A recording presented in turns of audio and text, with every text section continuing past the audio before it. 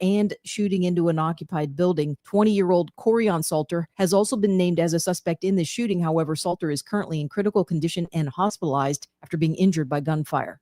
A reward has been doubled to $20,000 to solve a missing woman case in Coleman County. Tabitha Franklin went missing from the West Point community in August of 2009. Police are seeking any information that would bring justice to the Franklin family. I'm Andrea Tice. For more news affecting Alabamians, go to 1819news.com. And while you're there, subscribe to the daily newsletter.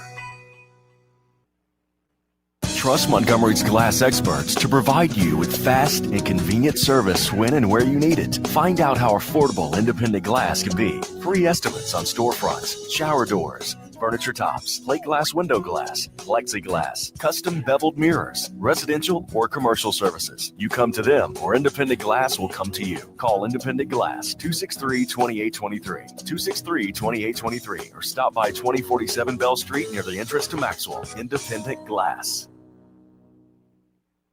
The views and opinions of the following program are solely those of the host and other contributors. These do not necessarily represent those of Liberty Acquisitions 825, Blue Water Broadcasting, its management, staff, or any advertisers.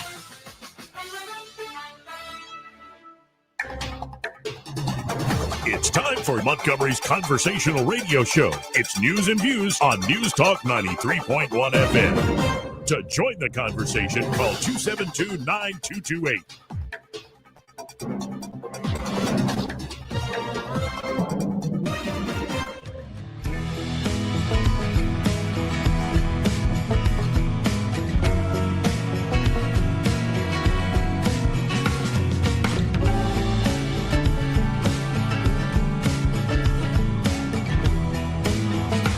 Joey Clark.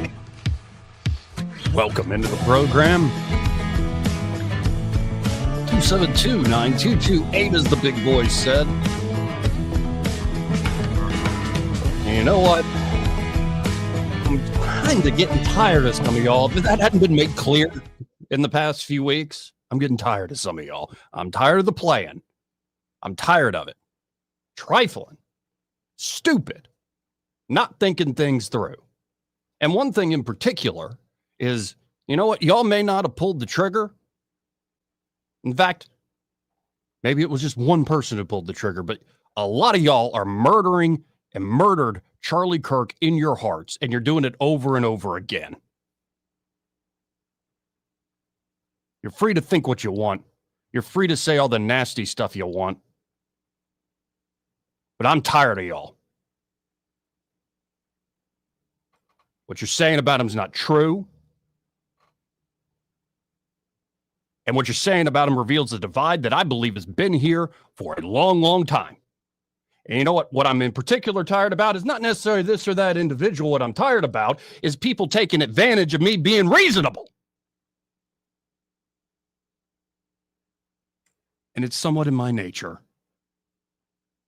I'm still, when I invite a guest on, going to treat him like a guest.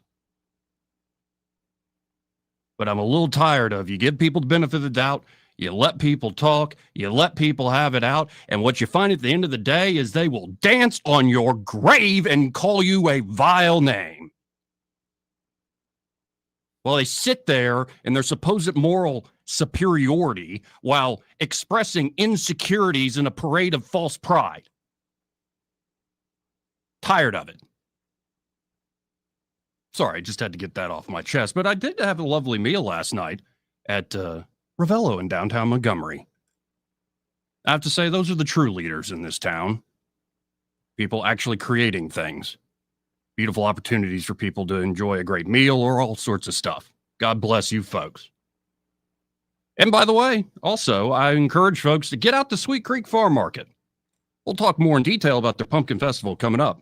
But Reed Ingram, the team there, doing great work, and fall is upon us when you know you got the Pumpkin Festival there at Sweet Creek. And now joining us, Erica Thomas, 1819 News. We hadn't talked to her in a few weeks. She's been busy, but that's all right. Erica, how you doing?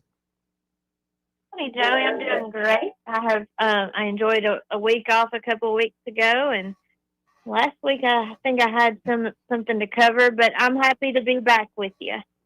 Well, glad to have you on. And now I want to start with something that will probably be published later in the day, but that you've already done a lot of the let's say, legwork and research on. What I noticed yesterday with Sweet Creek Farm Market is they put up a display on Charlie Kirk's birthday, the day that President Trump gave him and presented it to Erica Kirk, the Presidential Medal of Freedom, by the way, etched with a cross for the first time in history, I believe. And I see that post by Sweet Creek is being battered and attacked and all this other stuff. So what's the story here?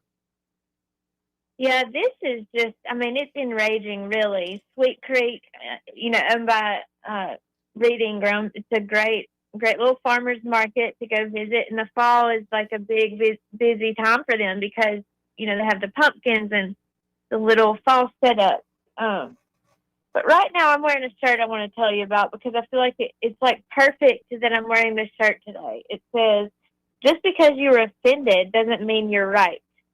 And that is a quote from Charlie Kirk, who we all have really gotten to know better than we knew him before his assassination on September 10th. But the issue here is Sweet Creek put out this display of Charlie Kirk and took a picture of it. Reading Room calls it a minion made out of hay and spray painted. And they said, "Happy birthday, Charlie." And the hate that they're getting from this, I mean, it's crazy. People are saying, "I'm never going there again." But I want to remind people, too, sometimes when stuff like this starts to be shared, like people from Virginia or, California will comment on it. They would never go to Sweet Creek anyway, so let's not forget that. But, get out of here, Yankees. Yeah, get out of here. And you have fruits from California. Yeah, get out. So anyways, I think that's what's happening here, too, is it's just being shared. And it reminded me of that New York Times article that was published the day after the assassination where they quoted Charlie Kirk saying he was anti-Semitic. And come to find out, the quote came from a podcast where Charlie Kirk was quoting a social media post that he was actually criticizing. Right. But, the damage at that point was already done. People that had never heard of Charlie Kirk or kind of thought they knew, they automatically thought that he made that quote. And even though the New York Times ran a terrible correction the next day that really was also an incorrect correction, the damage had been done. So many people think very negatively of Charlie Kirk without really knowing the truth. And it's just an example of, if this person can be trashed the way he has been after he was murdered, I mean, what's for the rest of us? And this is just an example, but I think it's interesting. Reed Ingram said he just really doesn't think that his business is going to be impacted by this. He's gotten way more positive feedback than negative, so that's really what matters to him. And at 2 p.m. I will post this story with my interview with him and kind of him responding to the backlash. Well, and I was encouraging people on Facebook this morning. I will continue, especially with such, it is a great way to kick off the fall season, especially you got kids, family. It's a beautiful property, a beautiful establishment. And a bunch of vendors are going to be there, huge pumpkin patch, hay rides, bouncy castles, like float, and inflatable stuff for the kids, like all sorts of stuff. And not to mention the great food that's always there at Sweet Creek. So, don't be deterred. And by the way, folks, if you're upset with the city of Montgomery, they're outside Montgomery city limits. So get your whole shopping done there. Yeah, and I think it should be the opposite. Like, people should really come out and show support for Sweet Creek in this situation. They did delete the Facebook post, but Reed Ingram said he really wished that wouldn't have happened. It was a marketing director that did it because they were receiving threats, not like extreme death threats, but just, hate messages. And so he said he really wished that wouldn't have happened, but what's done is done. He can't go back on that. But it's important to support companies and people that are going to stand strong for this and not back down. Reed Ingram is extremely unapologetic about this. He said that display is not going anywhere. You can look at it as Charlie Kirk or whoever you want, but the point is, it's a patriot, and he believes that people should support patriots and American patriotism, and he's not backing down. So I think it would really be good for a show of support. I mean, I think this should impact business at Sweet Creek. I think it should. I think it should have a huge impact on people coming there, and not that they aren't going to, but that they're going to show up. There should be a line outside of that place this weekend. Here. Well, it already sells itself how good they are, but this is extra reason folks to get out there and support them. Now, you have another story that I think is the top story trending at 1819news.com right now. Alabama State House challenger seeks answers on possible Baldwin County casino. What's going on with this? Yeah, so Joe Freeman, he announced his candidacy for State House of Representatives last week. He is running against Francis Holt Jones, who's from Foley. He's from Gulf Shores. And for a couple of years, people have been saying, you know, OA, which is like the park, they have a park and some shops. It's adorable. It looks like a little downtown Gatlinburg. If you've ever come down to the Gulf Coast and haven't checked out OA, I mean, you should. There's not a lot of business there, especially this time of year. And so people have been floating around the idea maybe OA, which is owned by the Sports Bank of Creek Indians, maybe they're planning on using this eventually as a casino. Because there's been some, legislation introduced that kind of opens up the possibility that there could one day be a casino in Baldwin County. I mean, to get into the weeds of all that, very, very, very complicated. You can go back on 1819news.com. I linked all my previous stories on that in this story.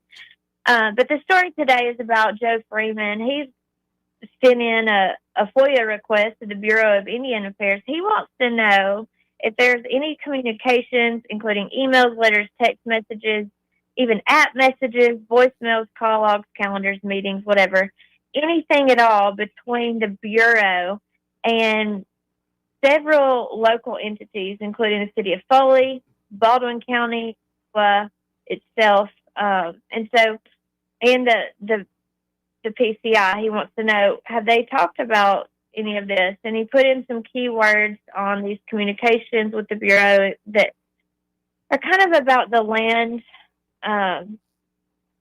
that's here. Is it federal? Is it local owned? He wants to know because he really wants to get to the bottom of these rumors about casino plans. And, OA has stayed strong, PCI has stayed strong in their statements that they have no plans to turn OA into a casino. Now, why would they lie about that if they were? I don't see any reason why they would. They're very open about, their plans in other places, including Birmingham.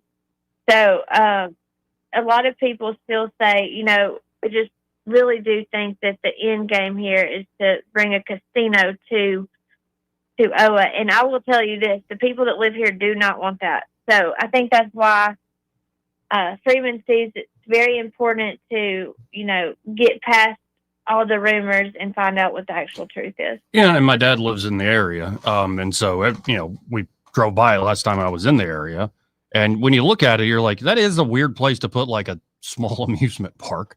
And it does seem primed for something more. And I can only imagine, though, if you do turn that into a casino, what could occur in terms of not just traffic and foot traffic, but I'd imagine a criminal element would crop up in an area that probably doesn't have that criminal element at all.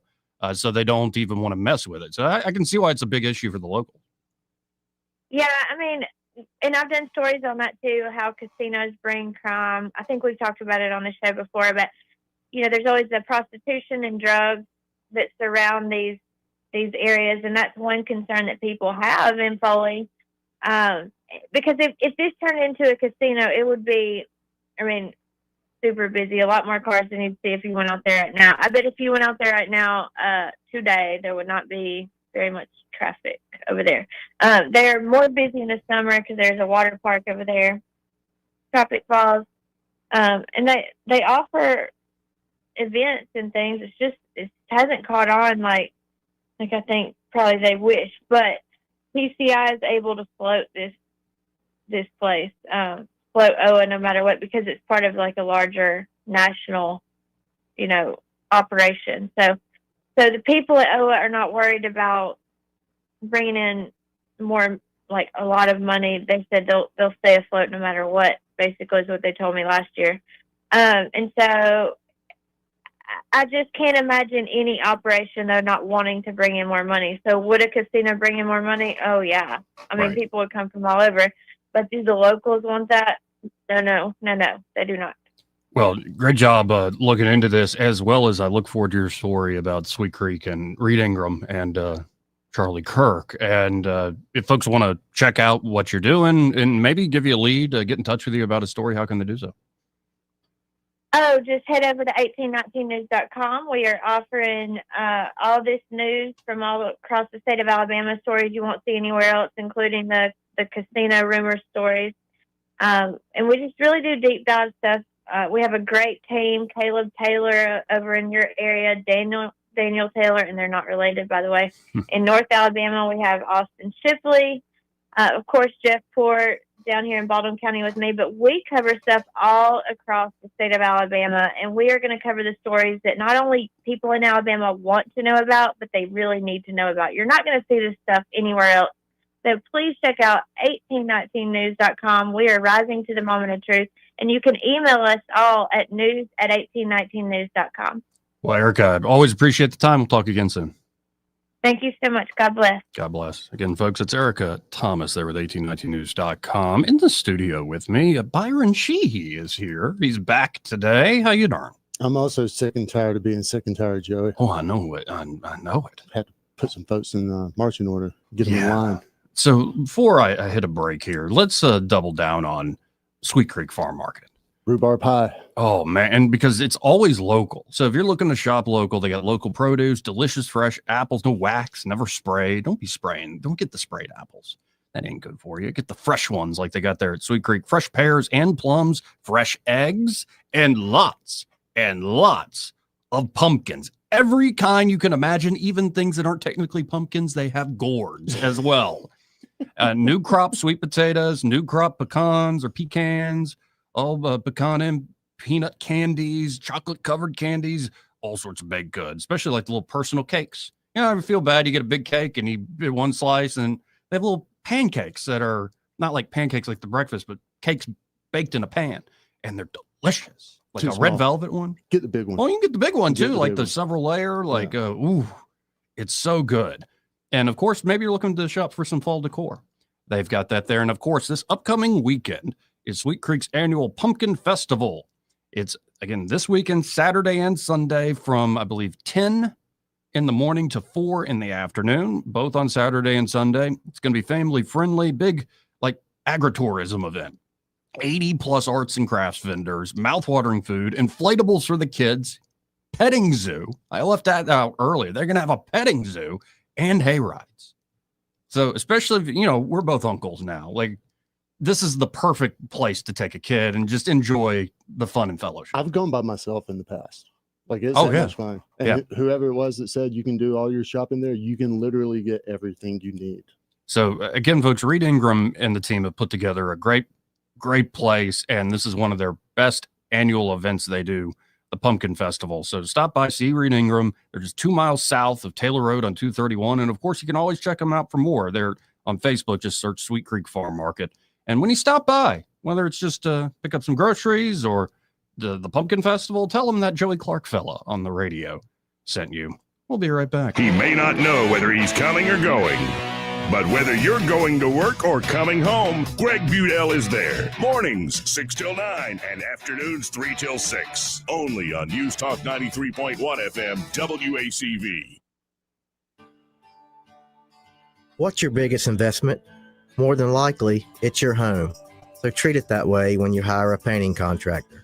At PBS Painting, there are no gimmicks, no $99 specials. Just quality painting and someone who treats your home with the same respect that you do. At PBS Painting, we have been painting for years and look forward to many more years to come. With PBS Painting, the job gets prepped properly, whether it's cleaning, scraping, or priming. We always use quality products, which is a must for a quality paint job. So if you're looking for a painter that doesn't need upfront money and is on the job at all times, then please give me a call. Scott Bowers and PBS Painting, 294-5122. That's PBS Painting, 294-5122. Look at some of our work on Facebook at PBS Painting Montgomery. Sound familiar? At Mattress Firm, we understand there are many problems that can keep you up at night, like snoring, aches and pains, or sleeping hot. Our sleep experts have the unrivaled know-how to match you with a mattress that can help. And now at Mattress Firm, save up to $600 plus get a free adjustable base with select Sealy mattresses. For the great sleep you deserve, visit Mattress Firm. We make sleep easy. Restrictions apply. See store or website for details. When you bundle renters and auto with Progressive, you can save while protecting your most valuable possessions, like your really expensive limited edition sneakers and your new suit for your cousin's wedding. Except you never actually bought the suit because you can't stop buying sneakers. So you show up to the wedding looking like you're going grocery shopping. But hey, at least your sneakers will look good in the pictures, until you're cropped out of every last one of them. So go ahead and get Progressive, so you can save while protecting the things that matter to you. Progressive Casualty Insurance Company and affiliates and other insurers. Not available in all states or situations. For too long, Alabama's statewide news companies have shamed us for our conservative Christian values. Alabama deserves a news company that cherishes our culture, a company that isn't bought and paid for by the powers that be. 1819 News is that company. Run by Alabamians for Alabamians, 1819 News celebrates what is good and beautiful about our state, while exposing those who work against our values in secret. Just go to 1819news.com to learn more. Subscribe to our newsletter. That's 1819news.com. The River Region's News Talk Station. News Talk 93.1. WACV. News Talk 93.1.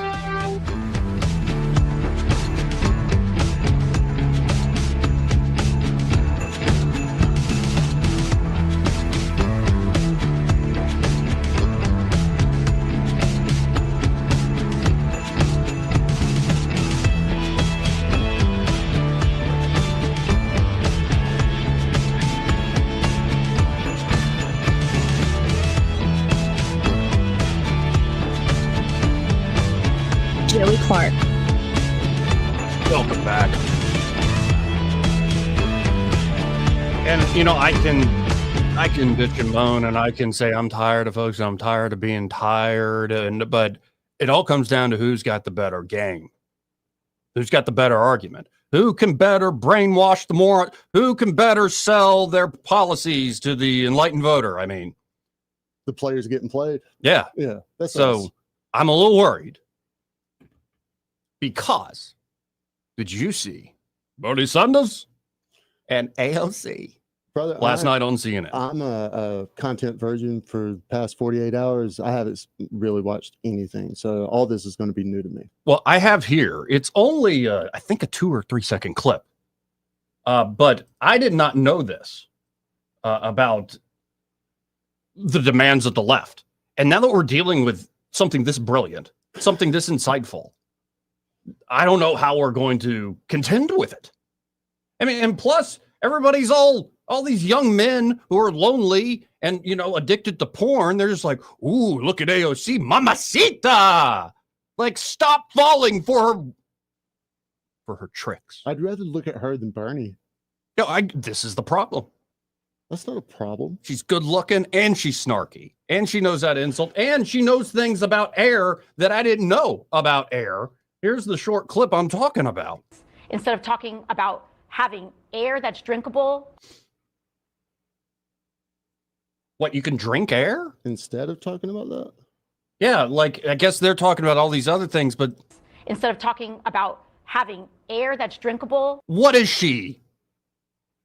You know what? She said that because the big mouth bass lobby is got a hook in her. Like, what does she mean? Drink the air. She must be tired of all the blondes getting jokes made about them. Right. Instead of talking about having air that's drinkable.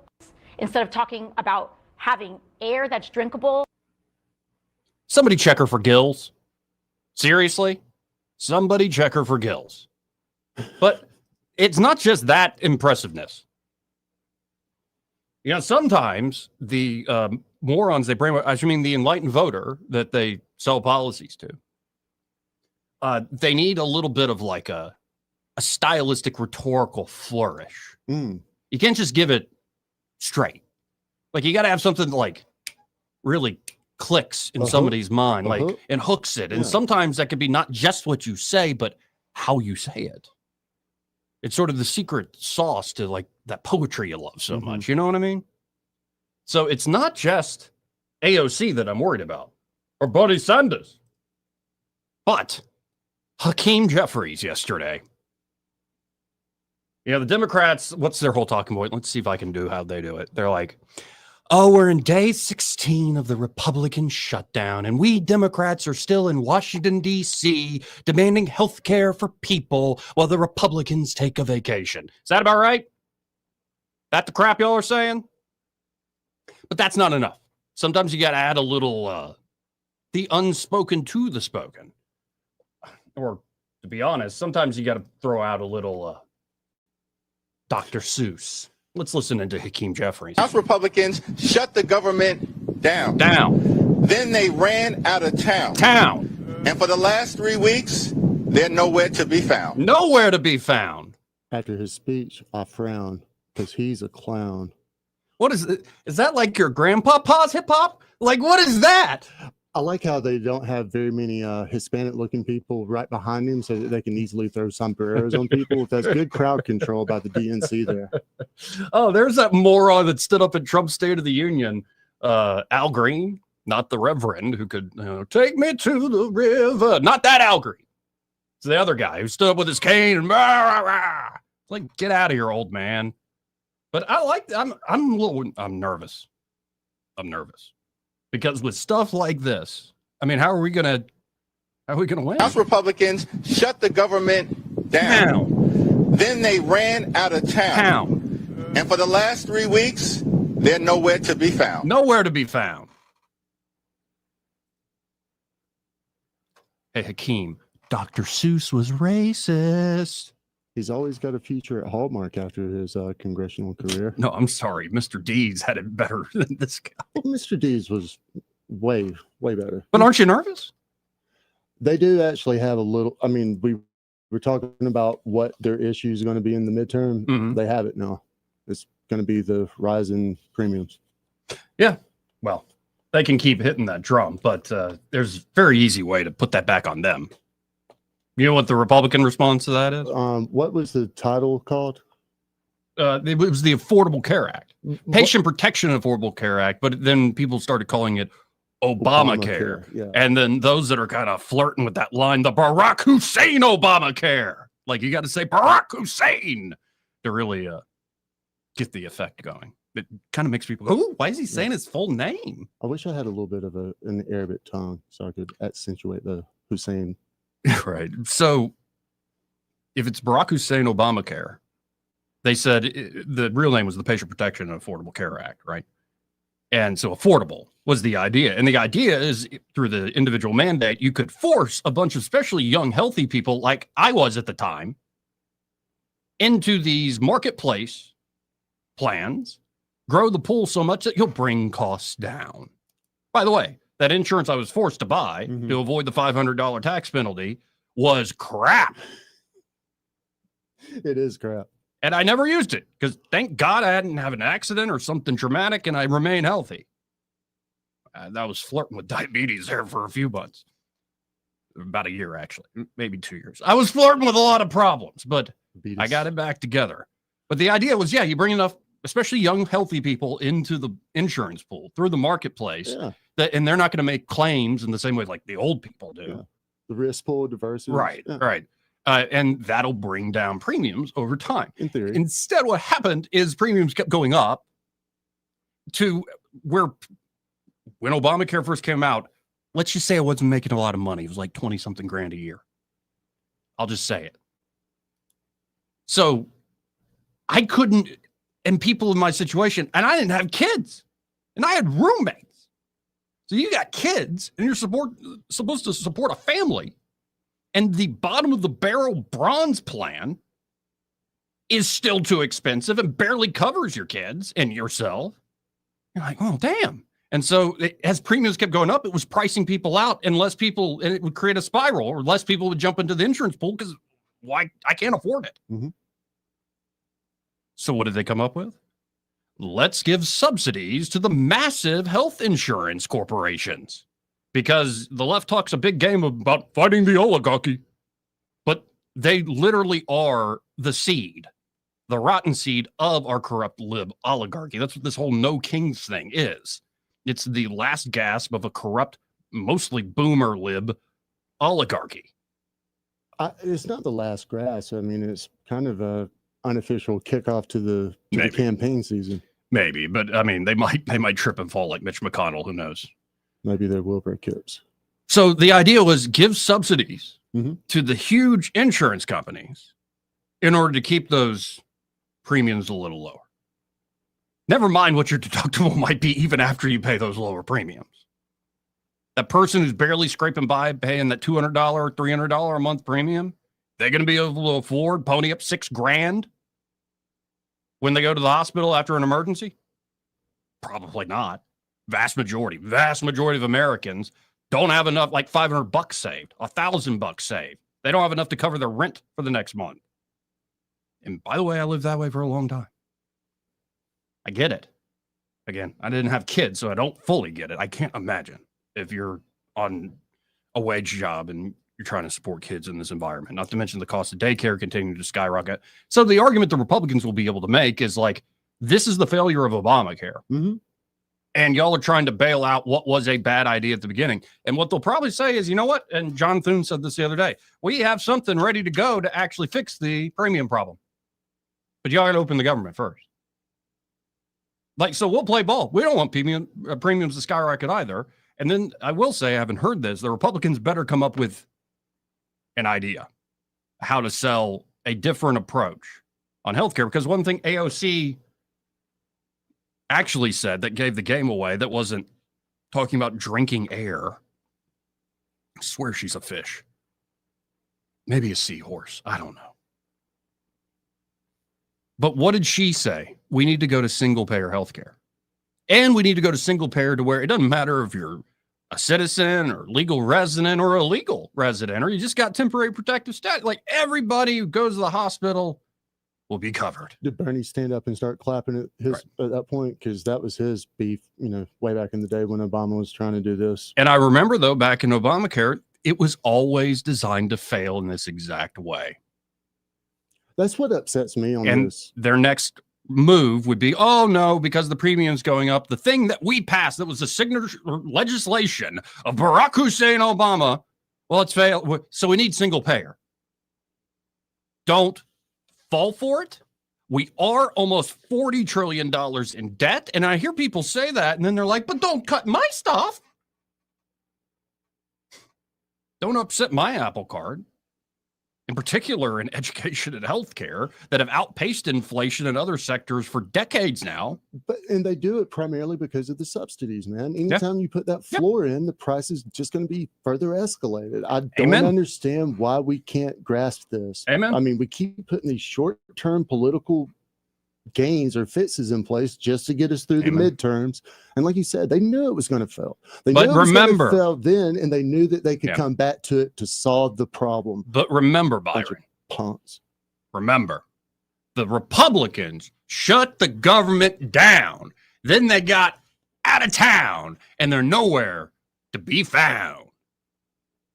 A serious question. I wonder how many of those Republicans voted for the bill, the Affordable Health Care Act, whenever it was passed. Oh, I do wonder how many are still left.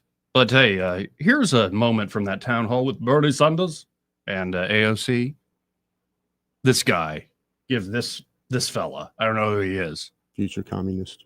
No, actually. Future capitalist. Listen to him. How do you think this shutdown reflects on Chuck Schumer's leadership? Well, I think it reflects more on Mike Johnson's leadership and President Trump's leadership. This is a leadership which said it's okay to give well, how do you feel? You tell me. Think it's a good idea to give $1 trillion in tax breaks to the richest people in the country and then make massive cuts to healthcare for working class people? I think Chuck Schumer has voted for continuing resolutions 13 times in the last 4 years, and he has the opportunity to vote for one again, but he's refusing to come to the table. I think Pathetic losers. I wish you would have answered the question on giving tax breaks. Well, yes, I do think that giving tax breaks to stimulate the economy is a good idea. Yeah, the people that actually grow wealth are often billionaires. Yeah, but there are definitely some very rich people that they made a lot of money by suckling off the government teat. So they're cronies everywhere. There's also, it's not just because you're rich doesn't mean you actually have created something valuable. There are a lot of, think of all these like high dollar consulting firms that were making bank doing the consulting contracts with the federal government that Doge found. Yeah, there's a lot of corruption, obviously, in a lot of these industries. And one of the parts of the Trump administration I really don't like in the last year is this whole idea of we're going to take equity stake in all these major companies. And I'm like, really, guys? Really? Stupid. Slippery slope there. But, you know, you got to take the good with the bad. No, because every time I start questioning Trump on the Epstein thing and all sorts of other stuff, I look at these folks and I go, well, I love Trump. We can hold two ideas in our head at the same time. Yeah. Or maybe we can attempt to. And we have breaking news. Trump says he will meet with President Vladimir Putin of Russia in Budapest to discuss ending the war in Ukraine. Thank God, man. If he pulls this off, while there is a very tenuous piece with this ceasefire going on right now in Gaza, it's a mess. We will continue to see each day. There's a lot of still violence there, but it seems to be like reprisals within their own population. So it's let's hope and pray that continues to hold. But if he can then get another peace deal in this other war, it puts the United States in a much stronger place to continue to actually reshore, put things back in the American people's pocket. Already, you have record levels of investment coming back into the United States. And if Trump's able to purely focus on China, not worry about the Middle East, not worry about Europe and Russia, but just focus on China as well as our own backyard with the cartels, then I think he's got something going. But at the end of the day, there is a very real sense of like a peasant uprising would have already happened if we were still in the Middle Ages. So what solves that? What keeps some of this? There are a lot of folks who are struggling, who can't pay the insurance premium, who can't afford like basic necessities, especially when they got kids. When people can't afford that, that's when you start getting revolution. So I am going to continue to watch. What is, number one, are more people getting better paying jobs and are real wages, not nominal wages, but adjusted for inflation, are real wages rising? In fact, in the early months, they are, but they need to continue. And this investment that is record level investment needs to start bearing fruit come America's 250th birthday. That's how you get rid of a lot of the disdain. Now, there will be a lot of disdain, discord, corruption. People just don't like, they always don't like whoever's in charge. Fair enough. But I think it does come down to, it's the economy, stupid, not only in winning a midterm election, but in making sure the United States doesn't go off the rails. Listen, my honest take is it may take longer than that for the economy to kind of recalibrate after this seismic shift in policy. But that's okay with me. Because, I mean, I think our forecast models, 6 months, 2 years, 4 years, whatever it is too short anyway. Yeah. Like, I'm okay with, if it's good natural growth, I'm okay if it takes 3 years. I'd rather do that than stimulate it, through a bunch of artificial money that we just print and, kick it over there. And at some point, the tangible results of that quickly diminish. I mean, the stuff that we got going on with the Middle East, building over there, that is the greatest thing that's happened in a long time. If it holds, it's world historic. If we can keep Israel and Iran from popping off at each other and keep Syria from doing anything stupid, all the players that are invested in this, it seems like we got people over there that have skin in the game locally to buy into the success of this. Well, we got to hit a break here, but before I hit the break, this part of the program brought to you by Bo Goodson and the Goodson Group. And there at the Goodson Group, Bo and his team are ready to help you whether you're looking to buy or sell property here in the River Region real estate market. And it's not just buying and selling that they can help you out with. They also can manage that property for you if you're looking to turn it into, say, a rental investment, convert it there into a rental. And of course, Bo's been working in the market for about half a century now. He's seen it all, the good, the bad, and the ugly. So when you're looking for a great real estate team that can help you through those issues, whether, again, you're looking to buy or sell, or you're looking to rent out your home. Check out the Goodson Group. And, of course, the crown jewel there is the Bo Goodson Real Estate School, one of the most highly acclaimed in the state because of, well, all that experience. And it's a very interactive course. Bo doesn't let you just sit there like a bump on the log. You got to actually interact and hear what he's saying. And if you're looking to be a licensed agent or more knowledgeable private player, maybe you want to learn how to manage property, check out the Bo Goodson Real Estate School. You can always learn more at thegoodsongroup.com or give them a call at 551-0225. That's 551-0225. Bo Goodson and the Goodson Group, great sponsor of the program. Want to carry News Talk in your pocket? Download the News Talk 93.1 app from the App Store. Available on iPhone and Android. Never miss a moment. Download now.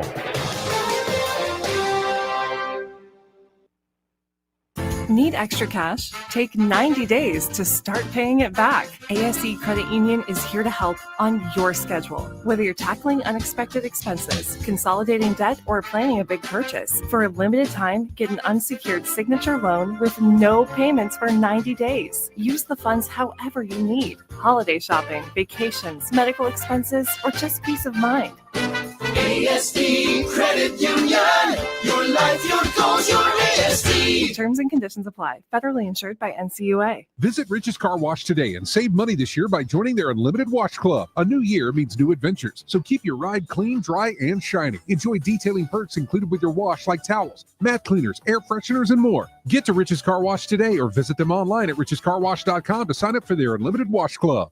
Hi, this is Brendan with Royal Furniture. A big thank you to Blue Water Broadcasting for helping us launch our Alabama stores in Prattville, Montgomery, Auburn, Gadsden, Athens, Decatur, Oxford, and Florence. We appreciate your hard work and dedication. Here's to a strong partnership and even stronger results. Thanks, Blue Water. Radio reaches over 90% of everyone in the river region. Shouldn't your ads be out there where your customers are? Call us to find out more. Blue Water Broadcasting. Local folks helping local business. Finding affordable health care shouldn't be complicated. That's why during open enrollment, Guardian Insurance Services makes it easy to choose the right plan. With simple, affordable options for your family and your budget, good coverage is just a few clicks away. But hurry, open enrollment is only for a limited time. Visit myguardiancu.com/health and get started today. Guardian Insurance Services. Affordable coverage made simple. The Rich Thomas Weather Network, brought to you by Montgomery Paint and Body. From little fender benders to total body repair, MPB will fix it good as new, maybe better. For 4 decades, the Turner family has been getting you back on the road. Call 279-7325. Rich Thomas Weather. Well, hi, everybody. Our extended period of dry-free, storm-free weather continues, at least for a few more days. Today, with lots of sunshine, look for a high temperature up to about 88, but tolerable humidity. The nights are still cool, but not as cool, with the overnight low temperature tonight with mostly clear skies down to about 60. Friday and Saturday still dry with highs in the mid to upper 80s both days. And I think we're dry through Saturday evening with the risk of scattered showers and thunderstorms holding off to the overnight hours Saturday night into Sunday. From the Blue Water Weather Center, this is Rich Thomas. Live local talk. The River Region's only 24-hour News Talk FM station. News Talk 93.1 FM WACV.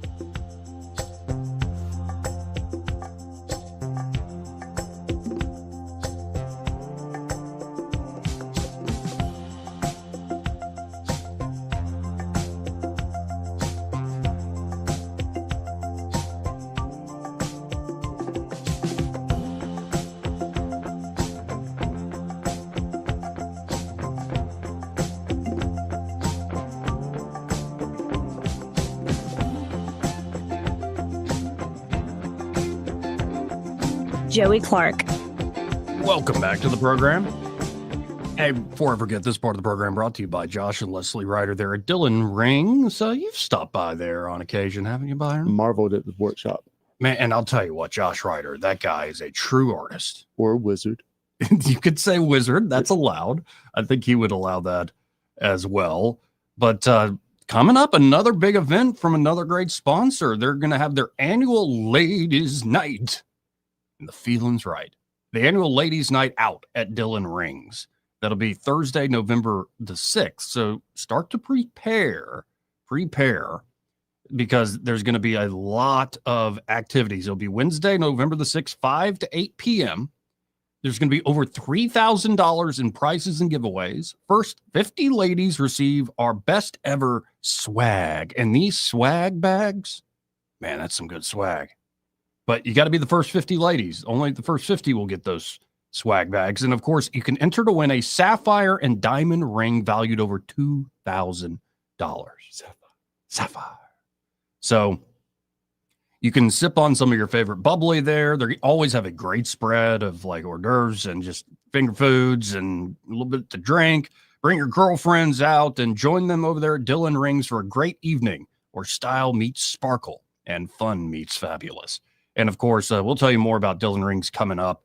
They are truly a full-service jewelry shop, anything you can imagine. But don't forget about the annual Ladies' Night coming up in November. So just wanted to give you that early preview there. Oh, and by the way, when you stop by, be sure to tell them that Joey and Byron, those guys on the radio, sent you.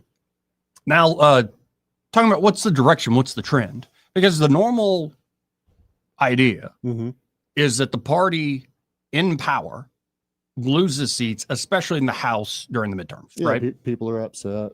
Right. Yeah. Right. So it should be like, especially with the shutdown, that things should be even more on the generic ballot towards Democrats. If you have a competent party in opposition. Right. Let's listen into this guy, this Yankee from CNN, Harry Enten, or whatever his name is. Yeah. And let's see what they're saying on, again, CNN. You know, if you go back 6 months ago, you go back to April, Cape Baldwin, what were we looking at? Well, we were looking at the Democrats with a... Okay, I got to pause it there. If I introduced you, like I said, what are we looking at here? Or what are we looking at here, Byron Sheehy? Like, why is he using the full name? Is that a Yankee thing? Did you say Ensel? Is that his last name? Enten. Oh. E-N-T-E-N. Okay. Okay, so, you know, if you go back 6 months ago, you go back to April, Cape Baldwin, what were we looking at? Well, we were looking at the Democrats with a very clear shot of taking control of the U.S. House of Representatives, according to the Kalshi prediction market odds. So it was initially 83% in April. It was 83% Dems take it back, 17% GOP. You don't think these prediction odds are something to even look at? No. No, you don't think it? I mean, they're losing all credibility just putting this up there, man. Well, let's keep going with it. An 83% chance. But those odds have gone plummeting down. Now we're talking about just a 63% chance, while the GOP's chances up like a rocket, up like gold, up from 17% to now a 37% chance. So we'll look like a pretty clear, likely Democratic win in the House come next year has become much closer to a toss-up at this point, although still slightly leaning Democratic. What's changed? What do you think? Okay, what has changed? Well, why don't we just take a look at the national picture first? Take a look at voters and how they're feeling about things. And we can take a look at the generic congressional ballot. And I want to take a look and compare it to 2017, 2018, right? Because that's sort of the baseline. That was, of course, the first Trump term. That was where Democrats were sort of keeping pace. You go back to April, look at the generic congressional ballot. What you see? You see +3 Democrats in 2025 in April. You see +3 Democrats back in April of 2017. Now jump over to this side of the screen. What happens? Well, the Democrats are no longer keeping pace with the pace that they were setting back in 2017, 2018. You look back in 2017. And these numbers, by the way, are that guy's own aggregate poll. Well, from 538, he just pulled the aggregate. So these are probably more accurate than anything else. Anytime you take the aggregate of the polls, that's how Silver really paid. What was it, 08 or 12? I think both. That's how he became the rock star. I think he nailed both.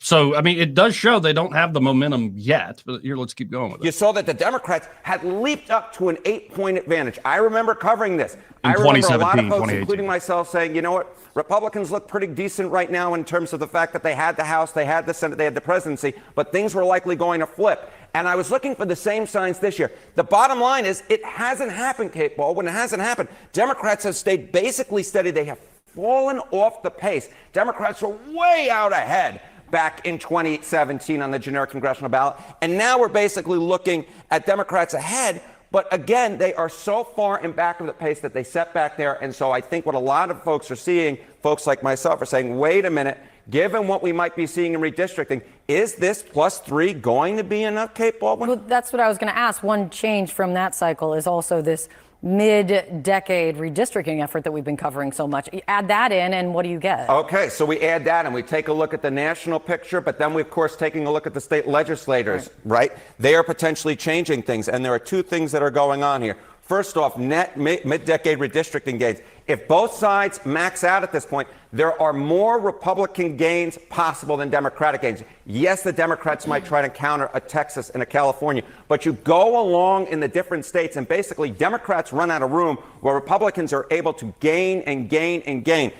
And by the way, if the Supreme Court rules against what has been their application and understanding of the Voting Rights Act Section 2, if they overturn that, which it seems they are primed to do it, I think it all really comes down to Kavanaugh. Does he join?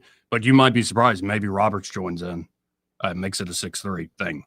But we'll see. But if they do that, that number goes even higher because, and you got to wonder just Alabama. It depends on when the court comes out with that decision. Say they do, though. Does the governor have the stones to call a special session for redistricting? Yeah, but isn't there another case that pretty much says any sort of changes that the state does, it has to fall outside of the 1-year window from the primary because... Right. This is what I'm gaming out. So any sort of changes here won't be reflected until 4 years from now. Probably. Yeah. It depends on how fast the court, because we're already past the year out to the primary. But I think Texas got started beforehand, so they may be able to do theirs. And I think there was one other state that might have been outside the window. But either way, if you don't have that court decision, they've already moved this process. Mm-hmm. And this scenario is if both Democrat states and Republican states max out, the GOP gets +7. So the dynamics of this midterm election next year, it is the economy, stupid, but there's a lot of interesting gamesmanship going on with the political process as well. I mean, to me, it seems like the Democrats have been dead. I mean, pretty much flatlined for the past 6 months and haven't really even had a pulse. But because of the shutdown, they now have a little bit of a ticker on people getting squeezed, the working class, if they're in the middle. Let's go to line 1. You're on there. Who's this? This is Senator Ledlow from over here at Hudson-Hatchie. Okay, yeah, how are you doing? We listened to the show over here. We have a meeting. I had to cut the radio off because you was going to catch us about starting them casinos up without anybody knowing it over there with the Puerto Creek Indian. Mm-hmm. So I had to do this rendition to tell them what was going on with the show. Do you want to hear it, Joel? Sure. Hello there, Byron. Hello. You know, news and views is getting rough. When Joey Clark starts the show with, I've had enough. When he's talking about subsidies and the oligarchy and how much your deductible is going to be. Joey, calm down. Turn around your deepened voice and increasing frown. Just say, while thinking, I just don't care. All the while taking a deep whiff of some of ACO's air. Y'all have a great day. Just drink down that air. Going back to Erica's coverage of that, I love how they said they don't have any plans right now. Like maybe they might have some plans if the legislature changed some things, but right now we don't have any plans. Right now. Right now. Right now. Subject to change. 272-9228. This part of the program brought to you by James Cole and Cole Plumbing. Great company there at Cole Plumbing, and they're ready to help you out with any and all of your plumbing needs.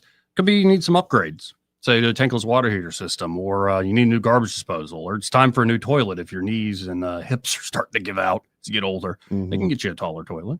Any sort of accessories you want to add to the kitchen or bathroom. But of course, they can also help you with a major job like a big water leak, big gas line leak. They understand time is of the essence, and then get out there, find the leak, clog it up, solve it, fix it. And they can do it with minimal discomfort to you in your home without tearing out a bunch of drywall, digging up a huge hole in your yard. And of course, you can always learn more at coleplumbing.com, even to make an appointment there online at coleplumbing.com. But I say save their number, 279-8919. That's 279-8919. And just remember, folks, when you have trouble with your bowl, call on Cole. So that's the first hour down. I guess we have another hour to go. We'll see what we kick up next. Y'all stay tuned. If you want to join the conversation, 334-272-9228. We'll be right back. Broadcasting from the Riverside Chevrolet Master Control Center, this is WACV Cusana, News Talk 93.1 FM. When it's Chevy, it's Riverside. With SRN News, I'm Bob Agnew in Washington. President Trump has announced plans to meet with Russia's Vladimir Putin to discuss ending the war in Ukraine. The meeting is set to take place in Budapest, Hungary, though a date has not been confirmed. Mr. Trump shared on social media he does believe a Thursday phone call with Putin made significant progress. Secretary of State Marco Rubio will also hold an initial meeting with Russia's representatives next week. President Trump also considering long-range Tomahawk missile sales to Ukraine, despite Putin's warning and opposition to that. Pentagon reporters rejecting a new mandate. As of yesterday, they were supposed to sign a form indicating they were willing to limit their access to the Pentagon and seek permission for certain stories. Many say that simply violates their journalistic principles. Vice President Vance will appear at Turning Point USA campus tour event. That's later this month. The White House group confirmed that information today. This is SRN News. Hey, it's Mike Gallagher, host of the Mike Gallagher Show. I don't mess around when it comes to saving you money. Right now, rates have dropped to the lowest level in over a year and a half. That means if you bought your home or refinanced in the last 3 years, you could be saving hundreds of dollars every month. Lower your rate, lower your monthly payment, even kick that pesky PMI to the curb. And get this, you can skip 2 full months of mortgage payments. But that's not all. Fellowship Home Loans just rolled out something incredible. Their very own HELOC and lines of credit. Approval in just 5 minutes. Money in your account in as little as 4 days. It's the easiest system you've ever used. You can do it yourself online. Whether you want to pay off bills, tackle a home project, cover education, or even a wedding, Fellowship Home Loans makes it simple to leverage the money that's already sitting in your house. Just go to fellowshiphomeloans.com/Mike G, fellowshiphomeloans.com/Mike G, or call 800-510-MIKE, 800-510-MIKE, 800-510-6453. Fellowship Home Loans, mortgage lending guided by the book. Nationwide Mortgage Bankers, DBA Fellowship Home Loans, Equal Housing Lender, NMLS number 8193. Rich Thomas Weather is brought to you by McPhillips Schimbaum. My name is Aaron Luck, a partner with the law firm of McPhillips Schimbaum. If you or someone in your family has been seriously injured by the negligence of someone else, call me directly. 262-1911. Rich Thomas Weather. Well, hi, everybody. Our extended period of dry-free, storm-free weather continues, at least for a few more days. Today, with lots of sunshine, look for a high temperature up to about 88, but tolerable humidity. The nights are still cool, but not as cool, with the overnight low temperature tonight with mostly clear skies down to about 60. Friday and Saturday still dry with highs in the mid to upper 80s both days. And I think we're dry through Saturday evening with the risk of scattered showers and thunderstorms holding off to the overnight hours Saturday night into Sunday. From the Blue Water Weather Center, this is Rich Thomas. Budget Floors and More has the best prices. Carpet as low as 69 cents per square foot. LVP starting at $1.29 a square foot. Sheet vinyl as low as 65 cents per square foot. And the lowest prices on flooring installation supplies. Budget Floors and More across from Delray Publix. From the Blue Water Broadcasting News Center, here's today's top stories. The Montgomery County Sheriff's Office Halloween Spooktacular will take place this year after all. The event was canceled due to a scheduling conflict at Garrett Coliseum, where it had been held for many years. Spooktacular will move to Patterson Field this year for a drive-through trunk-or-treat event on Halloween evening beginning at 5:30 p.m. A man is in critical condition after he was hit by a car on Atlanta Highway Wednesday afternoon. MPD responded to a collision involving a pedestrian on Atlanta Highway near Coliseum Boulevard. The male pedestrian was transported to a nearby hospital in critical condition. An investigation is underway. Hyundai Power Transformers donated $20,000 to the Montgomery Police Department on Wednesday. MPD Chief Jim Grabois gave several company leaders a tour of police headquarters. Chief Grabois says MPD will use the money to expand its operations and technology to target criminals in Montgomery. From the Blue Water Broadcasting News Center, I'm Sky Mosley. This hour of news and views is brought to you by our good friends at Alabama Home Mortgage. Alabama Home Mortgage, 567-4223. Visit them on the web at myalabamahomemortgage.com. NMLS number 1586368. An equal housing lender. Holy cow, Benji. Gold has gone up to $4,000 an ounce. How can our audience cash in at Marguerite's? At Marguerite's, we do more than sell jewelry. We also buy jewelry. If you have old jewelry, broken jewelry, jewelry that you don't know what it is, bring it to us and we'll pay you for it. So don't let your old jewelry collect dust. Let Marguerite's pay you for it. Take advantage of gold being at an all-time high. Come see us at Marguerite's and let us give you some money. Tell them where they can find you, Benji. We're at 8163 Vaughn Road at the Pepper Tree Shopping Center. We're open 7 days a week. Want that ride that is fun, affordable, and street legal? Check out ETG Outdoors in Montgomery. They have huge discounts on electric golf carts with many brand new units under 10 grand. New and used inventory, financing available, and they service what they sell. ETG Outdoors even provides lithium battery conversions and free delivery with purchase. Whether it's for the neighborhood, the farm, or just fun, ETG Outdoors, 7006 Vaughn Road, or online at etgoutdoors.com. Cruise smarter, drive electric. ETG Outdoors, your ride to freedom starts here. Fox Tuesday. It's a night of murder and mystery.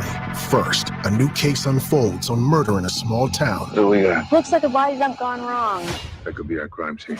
Then, on an all-new dock, Did something happen? tensions rise and secrets emerge. Your father filed an HR complaint against Dr. Larson. And a week later, he was gone. Something's not adding up. You open the door. I need to know what's on the other side. Tuesday on Fox 20.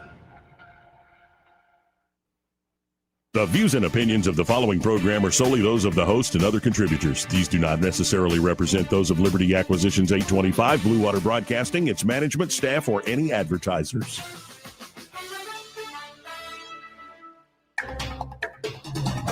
It's time for Montgomery's conversational radio show. It's news and views on News Talk 93.1 FM. To join the conversation, call 272-9228.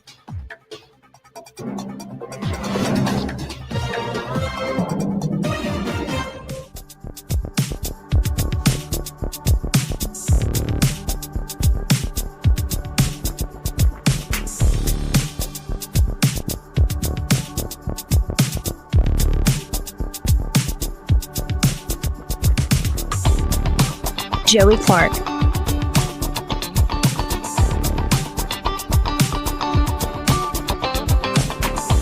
Welcome back. I'm your host, Joey Clark. And yes, we are aware of the news that broke here locally. At my first blush, I kind of agree with it. Maybe somebody else can talk me out of it. But Montgomery Mayor Stephen Reed vetoes city council resolution to help Jackson Hospital. Why is the city obligated to help out Jackson Hospital? Especially when they came hat in hand last time the city said no, and they found, oh, somebody else saved us, and oh, we're back in this position. I think what they're asking for is like 20 million, and they need up to 100 million is the rough numbers. And you know that 100 million that they need is actually probably going to be more than that. So reading here from Action 8 News, they've confirmed that Montgomery Mayor Stephen Reed has vetoed a city council resolution aimed at helping Jackson Hospital keep its doors open as it struggles through bankruptcy. Montgomery's city clerk, Brenda Blaylock. By the way, I'm tired of a lot of folks. Not Brenda. I love you, Brenda. That woman is a saint. And I'll say, good job, Mayor. I agree with him on this. Anyway, Brenda Blaylock, the city clerk, said that she had received the mayor's veto in her office. She said the veto has yet to provide 3 reasons, which are apparently required, to explain the mayor's actions. She said she's awaiting that particular paperwork, the 3 reasons. It will now be up to the city council whether to override the veto. That is expected to be on the agenda at Tuesday's Montgomery City Council meeting. Blaylock says it only requires a majority vote to override the mayor's veto. The city council has previously voted unanimously to provide help to Jackson Hospital while calling on other government entities to do the same. A federal bankruptcy judge in Montgomery has approved a loan that officials say will help keep the hospital open through the holiday season. The hospital's debtor in possession loan was extended from $22 million to $35 million. Jackson Investment Group announced that it will add an additional $15 million on top of the court-approved loan. So they're at $50 million at this point. The Montgomery County Commission is expected to vote on whether it will contribute money to Jackson Hospital on October 21st. The hospital filed for Chapter 11 bankruptcy protection in February. Last year, it missed a $60 million interest payment on bonds. S&P Global said it lowered the hospital's long-term rating to a D from a double C on the medical clinic board of the City of Montgomery Series 2015 bonds. S&P Global says that it understood that Jackson's liquidity is very thin and insufficient to meet the bondholders' demands for full payment. In February, Jackson Hospital said it experienced significant financial pressures in recent years due to increased labor costs, stagnant reimbursement rates, a challenging payer mix, and fallout from COVID-19, and among other factors. It said without Medicaid expansion in Alabama, it suffered significant financial losses due to its care for uninsured people. Mm-hmm. In 2023 alone, the hospital said gross charges related to the care of uninsured patients exceeded $45 million. Jackson Hospital is licensed for 344 beds, serving Montgomery and the River Region as a community not-for-profit facility. It opened in 1946 with 37 beds and 5 doctors. So there is what came out this morning. It will be up to the council. Again, my first blush is I think the mayor's veto is correct. But I'm happy to have Andrew Szymanski. He should be here next week. Or Ed Grimes or Rodney Mitchell, anybody. Y'all can come and convince me otherwise. Can I ask a question? Mm-hmm. If this was a sound investment, is there not a financial or a private financial institution that would float this? You would think. You would think if it was a good investment. Right. So they know it's not a good investment, and they know the only way they can get bailed out is by going to the city or the county. I mean, they just built, who is the data center group? Meta? Yeah. Meta may want to think about protecting their we have another hospital system that's fairly successful here in Montgomery, right? Yeah. Like Baptist is not the same medical group as Jackson, right? And don't we also have like UAB in the state? A few. Yeah, there might be, There's a model out there that works. Is that what you said? Yes. Okay. Without the Medicaid expansion or the consistent bailouts. What a mess. Anyway, let's go to line 1. You're on there. Who's this? It's Martha. I had to call back. Somebody had to do some real estate, so I had to help them. Anyway, Joey, I know Elmore County is supposed to be having a vote about this tax stuff. Yeah. And I didn't get all of it. I didn't know about all of it. I know I'm not an educated citizen here, but can you give me a brief one on that and just maybe so everybody will hear it again? Because I talked to people yesterday and they hadn't even heard about it. Given I don't live there, I don't know if I could manage that off the top of my head, but let me see here. Yeah, because I think I grokked it a few weeks back when somebody asked about it. So here's what I've got. It's part of the Enhance Elmore initiative to fund public safety, infrastructure, and economic development projects amid county growth. This includes a new jail, judicial expansion, and road improvements with funds allocated across categories like health and safety and economic development. The plan introduced several new or adjusted taxes, some effective immediately and others pending further approval. So it looks like they're trying to add a particular tax that the people will have to vote on. Yeah. But I have to be honest with you. I haven't looked into this in detail. Thus, don't take this as a good report. I'll have to report back. I will do a little bit of research too. But yeah, we've had a lot of influx in this county. It's huge how many people are here now. So I can understand that some. But on the Jackson Hospital thing, the worst thing is, and this happened, a friend of mine has United Healthcare, and they wrote him a letter a couple of maybe 2 months ago, said that they would no longer deal with Baptist Hospital. And so I'm like, because I know these hospitals, they're struggling because what they pay out, I have Blue Cross Blue Shield. They send me a little note every month to tell me how well they've done for me and all this stuff. And when I look at it and what they actually pay for people I had a mammogram, and, they paid $32 for somebody to look at it. That person, that's ridiculous. That they're going to cover the expense of that machine and that person and that technician. And they paid out this little bit amount of money. It's nothing. So the hospitals, they really do. They have to struggle hard for their money, and doctors do too. But the insurance companies, like you say, don't worry. They got lots of money with Obamacare when it went through. Exactly right. They're the ones made out like a bandit. And so... it's almost like it was the plan all along to have this stuff fail and then have it just be a big government bailout. Yeah, it really was. Because, like you're saying, Joey, at the time, I had health insurance, $350 a month, and for the next every 6 months until they reached $700, and I said, I'm not paying for insurance as much as my house payment. I said, no. And I went over to Obamacare then. I had to. I didn't have any choice. And, it's they made a big mess of it. And the Republicans didn't come in there and fix it when they should have when Trump came back in, but they didn't. So, and by the way, I think I have an answer on the first thing you asked about. I'm looking at Ballotpedia. Elmore County created a tobacco use tax and flat property fee referral.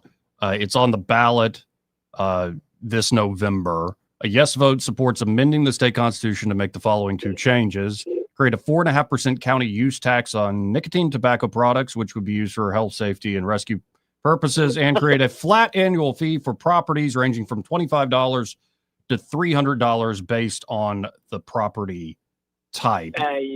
So I think it would be $25 for land only, $150 a year for residential, and $300 for commercial. On top of everything else that's already there, yeah. Yeah, I was going to say, you know what? If everybody could ever quit smoking, we're in trouble. Okay. Now I quit, so I'm okay. But my poor sister, she cannot quit yet. Or no, and actually, she says, "I don't care. I am not." She's 76 years old. It's ridiculous that we keep, taxing that one little group of people. I told them they really ought to bring a lawsuit because it's discrimination. They're being taxed, not compared to somebody else like alcohol. Why don't they go after alcohol sometime? Alcohol is taxed pretty good. Yeah, you gotta love modern living where it's not like, what did you do that was charitable today? Did you go, work at the soup kitchen or buy some clothes for folks? Went to the ABC store and bought some booze. Spend some time with folks. Yeah, at the living assisted living. No, I bought cigarettes. Yeah. Right. That's my contribution. God bless their heart. Look, I quit like 25 years ago, and they were $2 a pack. I think now they're $8 or $9 a pack. Yeah, it's crazy. Oh, you can still find them for $4.95.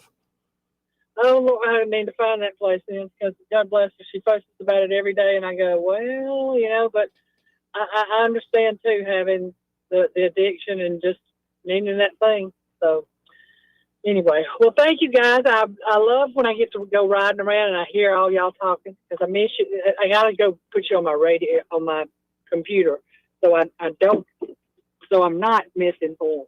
So I don't listen to if I'm not riding.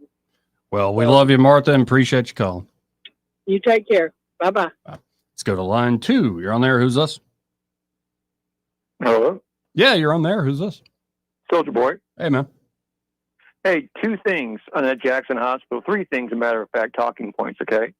First of all, he has to give 3 reasons why he vetoed it, and he has not yet, according to Brenda Baylock, the clerk, okay? Right. I wonder what the period of time he has to give those answers.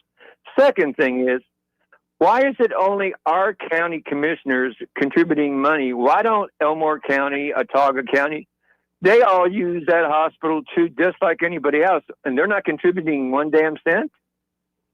I don't know what the current contribution is, but I see your point. If it's a feeder hospital for the rural areas, yeah. It's nothing. But then you got to question, how much money do you think those county commissions have?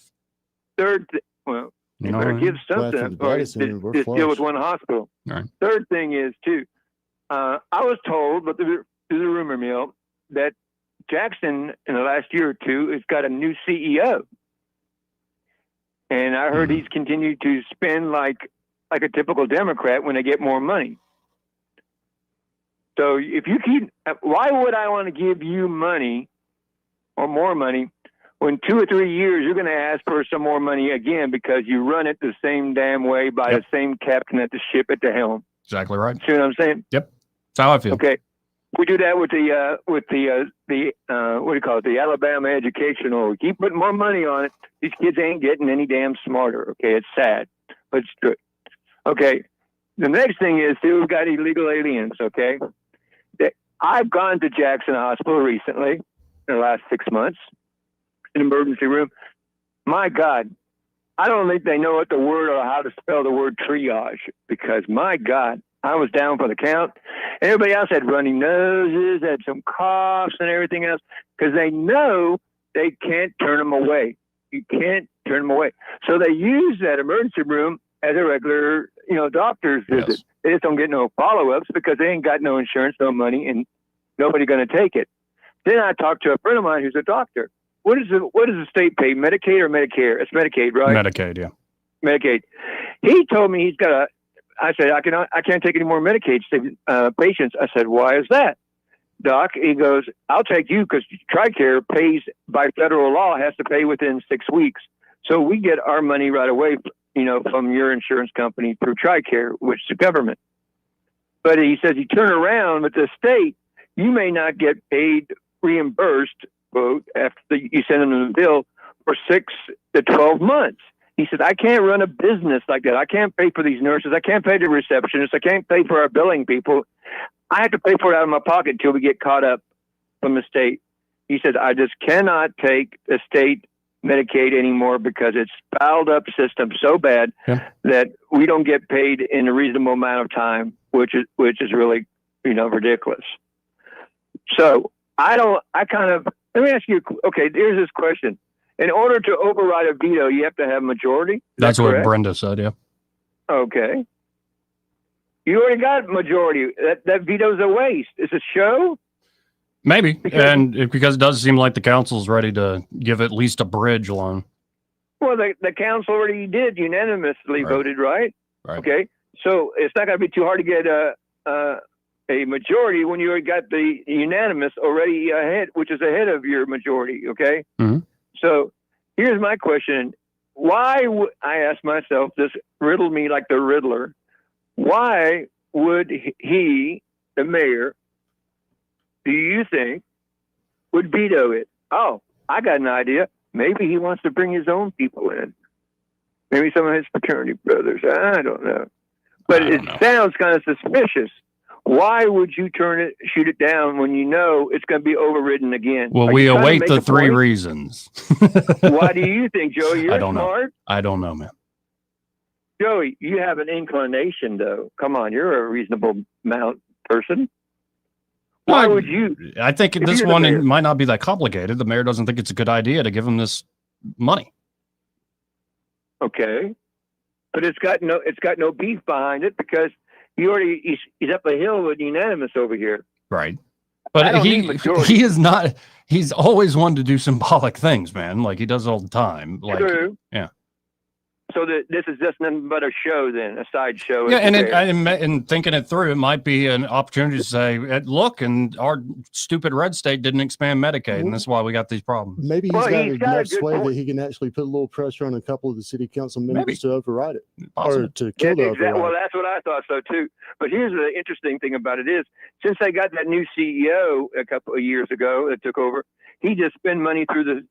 Maybe he's saying, you know what? I'm not giving this fool any more money. He's already shown me that he's a spendthrift, wasting and poor management. I don't know. Have you been in Jackson Hospital? It looks like it's a horror house ready for Halloween because the hallways. What was that game called? Splinter City or Silent Hill?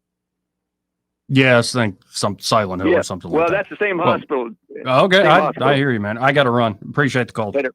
Let's go to line 3. You're on there. Who's this? Simpler day. Hey, man. Well, gentlemen, the folks down in Butler County, Greenville, Alabama, their Stabler Hospital was getting ready to fold. And what they do, they took it to the voters and let them vote that the city would purchase the hospital. So they would have a hospital because it serves so many surrounding communities, and Montgomery's 50 miles away. So that's one concept that could be presented. But Joey, do you understand just the enormity of what would happen if that hospital closes? Yes. I mean, it would be catastrophic. I mean, the Baptist South and Baptist East can't handle what they've got. I don't know if you've been to the emergency room lately, but I have, and we waited for hours. They're not going to be able to handle it. And when that happens, it's going to affect everybody, not just a select few. But what I don't understand, Joey, is he can he can say it's a good idea to send millions to a group in Chicago called Live Free. He can send money to a watering hole in downtown Montgomery, and oh, by the way, they had bad management. They needed a bailout, but I guess a water park is more important than providing health care to the center. That hospital is in the center of the city. Mm-hmm. And the people that are going to suffer the most are the indigents. Yes. The poor people. Those are the ones that are going to suffer. Other people have got options, Joey. But I'm just saying, if you talk to anybody in healthcare in Montgomery, they will tell you the system won't be able to handle it. And a lot of people in Montgomery started their lives being born in Jackson's hospital. Mm-hmm. And when it was originally started, and that's the reason it was for a nonprofit, there were other hospitals in Montgomery. You had St. Jude's, you had St. Margaret's, you had Baptist South, and then you had Baptist East, you had all. But now that's not the case. And you're going to create one big, huge problem for the poor people, the people that can't afford it. Y'all have a good day. Appreciate the call. 272-9228. Hopefully another hospital group can come in and fill that void. Yeah. Well, and as we read too, they are bridged through the holidays. The problem would be starting next year. You're on there, is this? Hey, thanks for taking my call. This is Sam. Hey, Sam. A couple of things real quick. About 2 months ago, I had to take a family member over to Baptist. It was a Friday evening, and they stayed on a gurney in a hallway for 4 days before there was enough space to get them into a room. Now, they got good service, and when myself and father, there was family members there with them, but I'm just saying it was crowded, Joey. It was already, it'd be terrible to see Jackson go down. And plus, but the other tragedy would be like if what happened to Jackson, what Troy went through. Troy, in my lifetime, the hospital was sold and gutted, they say 5 times. Every once in a while, there's an article in the paper about it. But each time it got a little bit off. Anyway, the Troy Hospital is doing pretty good now. I've been in and out of it recently, and their reputation's coming back. But it would just be terrible to see somebody just for profit come in and hit Jackson and start selling out the equipment. And I'm just going on a little bit, but Montgomery needs the services they have right now. It only get worse. I agree. But they do that. I saw that about the $100 million. Yeah, they're going to. They want money, like you said, from everyone. And also, from what Simpler Dave was saying, there are creative ways where if it is, say, a state, like we got a lot of people who work in state government who are in Montgomery, right? You got a lot of people who work in city government. You could make the new hospital like that's where y'all go get health care. And so that gives sort of a guaranteed, hey, we got money flowing in through like state and city insurance plans. And it gives a nice benefit to the people working for the state and the city. And there's also creative ways to do this. I am not an administrator of medical services. I don't, off the top of my head, know how to even build something like this. What I'm reacting to, though, you're right, Simpler Days is right, but I'm reacting to why has this not been solved already? And it seems like if you're trying to constantly ask out of desperation to save us, the underlying issue has not been solved. It's not just a money thing. You're right. This gets back to running a city. This is a major problem, and it should have been addressed. Hopefully, it's not too late. Guys, y'all sound great. Thank you for taking my call. How about that? Well, appreciate you, Sam. Thank you, sir. Let's go to line 2. You're on there. Who's this? Hey, Joe, it's Chris. Hey, Chris. Indigent care and reimbursement levels have really devastated a lot of rural hospitals because typically in rural areas there are poor people, et cetera, et cetera. Yes. So you're seeing that happen in Jackson. The problem is, like someone was saying, we're going to lose so many beds. It's going to put so much pressure on Baptist. It's going to cause a serious problem in the city. But the problem I got is I think this is being used as a political play with the mayor.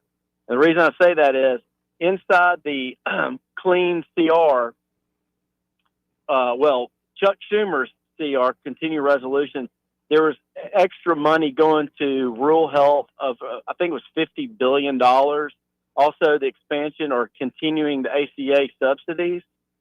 I think this is a political play by Stephen Reed to not only push for Medicaid expansion, but also to say, hey, look at the Republicans, what they're doing. They're not allowing these $50 billion to flow in to these areas or these hospitals that need it. So that's my fear about this. It's being used as a political ploy, but the problem is the mismanagement and all that kind of stuff over the years and at Jackson has been a problem, but we've never addressed it. We just continue to kick the can down the road. And then you think about if Jackson Hospital does close, the amount of revenue the city probably receives off of licenses, taxes, all sorts of stuff, plus a number of high-skilled, high-paid people that could leave this city because of Jackson Hospital closing down. I mean, the ripple effects of this is going to be so great that $30 million is going to look like nothing. Yeah. But I'm not the type of person either, like you are, to want to bail somebody out and throw good money at bad. So this has got to be a state effort. I can't believe the state of Alabama really hasn't gotten involved anymore into this because it's going to affect not only our local community but the state too. And I just don't, it's just a sad situation we're in. But we're seeing this happening all over the country in rural healthcare. Very difficult to keep a hospital running with the reimbursement levels the way they are, and so that's about it. What's your thoughts? I mean, do you see also this ripple effect of this hospital shutting in the city of Montgomery and if it people being truly shut? Number one, I don't think that is going to happen. But if it did, I think you're right about ripple effects. You would be immensely right. And the issue is is the underlying problems, again, not just a money issue. And you can say because of the lower reimbursement rates, but why aren't, say, other systems not having the same issues, for instance? Because other systems don't have a higher amount of commercial insurance than they do government subsidy insurance. So people who have nice private plans go to Baptist. That's right. Yeah. And also, too, their reimbursement levels are higher.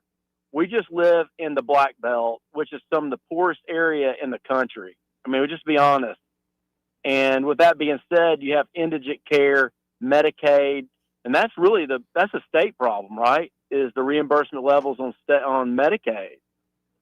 So, and then you add ACA in there and some other stuff. I mean, it was a perfect storm. And we're seeing that again all over the place. These hospitals closing down in rural areas. Now there is a bright spot over in Demopolis. They're opening up a hospital, but it's also going to be used as a teaching facility. And to me, that would be a no-brainer if they could somehow come to some type of agreement, maybe with UAB, to turn Jackson Hospital into a teaching hospital of some sort. I mean, you just got to have I hate using the phrase outside the box, but we got to think outside the box here, because what we're doing now is doing nothing but just kicking the can. And eventually we lose that hospital. We're going to lose a lot of people that make good money in the city. Well, I appreciate the call, man. Good call. Yeah. Thanks. I never understood why we put that training hospital in Demopolis. Like, it seemed like such a small market to put that big of a need. Like, in hindsight, Montgomery would have been much better than Demopolis. Let's go to line one. You're on there. Who's this? Good morning. Good afternoon, Stick Brubaker. How Hey, you doing? good. How you doing? First of all, the very idea of the state of Alabama bailing out what is a private business, I hope they never get that rabbit started. I mean, I heard those same arguments when they were trying to get the state to bail out Birmingham Southern. If they ever start down that road, we're going to be bailing out. The state is going to be asked to bail out every failing hospital in the state. And what I'm not hearing enough of, that speech the mayor gave after the incident downtown was awful speech. But the one thing he said that I agreed with was that until Jackson Hospital gets new leadership, anybody who puts money in it has lost their mind. And that includes the city, the county, the state, you got to get rid of that leadership. They have proven they cannot run a hospital. And it'd be like if my car dealership was going broke, guy just buried in red ink. And you can blame the market, or you blame whoever you want, but other people are succeeded. But my company is in the red and sinking. If somebody came in and bought it, you think they'd leave the same leadership in charge? I mean, No. Of course they would. No. And what we're hearing from Jackson is they're talking about pouring money in from the city, the county, and the state and leaving that board there. Crazy. Senator, can you explain the movement or politics behind that? Like, why or how can the board not be kicked out on the curb at this point? Well, I think it's sort of like trying to get rid of, the main problem with the Montgomery Public Schools is the school board, but there's no easy way to get rid of it. The same thing applies to self-perpetuating boards at places like Jackson. I think that what may have to happen is you're going to have to let this thing snowball into a closure and then have it bought out. I mean, right now we've got, what do you call it, Joe? Is it debtor in possession? Yes. Is that the right word? Yes. Well, okay, and that's what's going on at Jackson. We're letting the debtors still call all the shots and run the hospital. That's what's got to change. I mean, the mayor was right. Yeah. When he said, look, before we put any money in it, they're going to have to commit to some new leadership.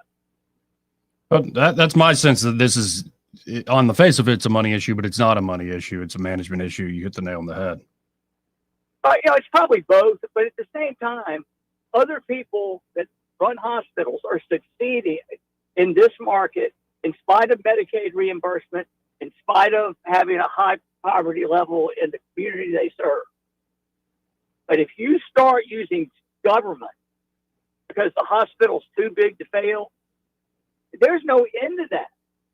What if Hyundai is going broke? I mean, you're going to bail them out just because we can't afford to have them closed? I'm with you. Jackson Hospital is important, but I mean, to hear anybody even suggest that the state bailed them out, I don't know. It makes me blow a fuse. Yeah, and if you start, to your point, building in that moral hazard, who's the next person to come hat in hand, and it incentivizes bad management, incentivizes a lot of terrible things. And you got to wonder nationwide if hospitals are just being stood up because of Medicaid reimbursements and expansions. That, again, signals a much deeper, rotten problem with most of the medical industry than we want to admit. Baptist Hospital is buying other hospitals out left and right. So is UAB.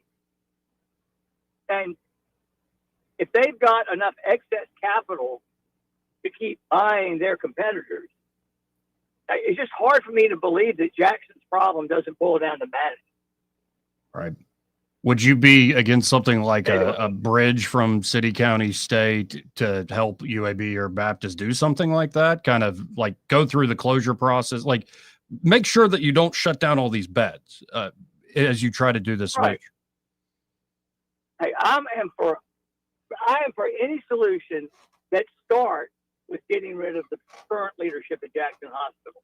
If you start there, maybe we can talk about bridge loans and helping it look more attractive to Baptist or UAB to come in and take it over and make it a teaching hospital like your previous caller. Who was that? I mean, he made some great points. Chris. He made some great points, and it'd be a great place for a teaching hospital. But you got to have new people running it, like any other bankrupt business that's bought.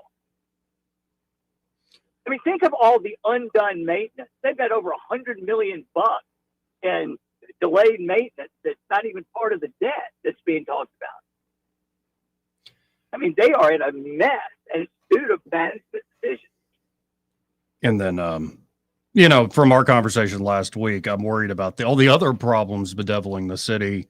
Long trend problems. It's difficult to recruit people like high-end doctors to come. I mean, and it's kind of a spiral. That's exactly right. Yeah. And, while I think the mayor did a terrible job addressing the violence, he was dead on what he said about that hospital. And if you haven't listened to it, it's on YouTube. But I mean, we need, before the city jumps in with a big bag of cash, the county and the state need to make clear what they're going to do, and Jackson Hospital needs new leadership. That's essentially what he said. Well, on this, we're all in agreement. I appreciate you. Thank you, buddy. Appreciate it. Bye-bye. And Dick Brubaker always appreciate his insights and calling in. Yeah, it's a mess. It's an absolute mess. My heart still breaks that he's not in the Senate or representing us. I mean, talk about a conservative cat. I mean, be still my heart. I like retired Dick Brubaker. I liked him before when he was elected, of course. Elected Dick Brubaker and retired Brubaker sounded very similar to each other. You don't get too many. Yeah, but when you're not in the office, you can let it rip even more. You know what I mean? Decorum. I always appreciate, like I said, your calls, Dick. We got to hit a break. First, though, this part of the program brought to you by Montgomery Men's Health. And if you're a man and you just don't feel yourself, you feel just dog tired, sluggish, mentally and physically exhausted, your sleep patterns are screwed up, you're getting fatter, you're losing muscle mass, you're never in the mood, you have no libido to speak of. Could be if you experience all that, low testosterone. Now, this happens naturally over time, but there are a lot of guys even in their 20s and 30s who are feeling these low T symptoms. And what you need to do is get by Montgomery Men's Health before you try to go for some generic fix, some online thing that are overpriced and often ineffective. Get by Montgomery Men's Health, and the urologist and providers there will tailor solutions specifically to your body and goals. Consultation, including blood work, is just $99 with the results before you leave. And in fact, they have treatments there for low T that can make you feel better the very same day. So get by. I know you guys, I'm a guy. So some might protest otherwise, but I'm a guy. I know how it is. You like to procrastinate. You're like, I'm a man. I can tough this out. I don't need to go see no doctor. Oh, come on. You only got one life. Procrastination's only going to make this worse. Call Montgomery Men's Health today at 440-3663. That's 440-3663, or visit MontgomeryMen'sHealth.com to book your appointment today. He may not know whether he's coming or going, but whether you're going to work or coming home, Greg Budell is there. Mornings, 6 till 9, and afternoons, 3 till 6. Only on News Talk 93.1 FM, WACV. Big news! Phillips Dunn Animal Hospital has a new name. But don't worry, everything you love is still the same. Now they're Pike Road Animal Hospital, still at 5148 Troy Highway. Still the same great team you've trusted for years. Same friendly faces, same expert care, just a new name, and still offering boarding, grooming, and doggy daycare. Pike Road Animal Hospital, formerly Phillips Dunn Animal Hospital. New name, same heart. Compassion you know, care that you trust.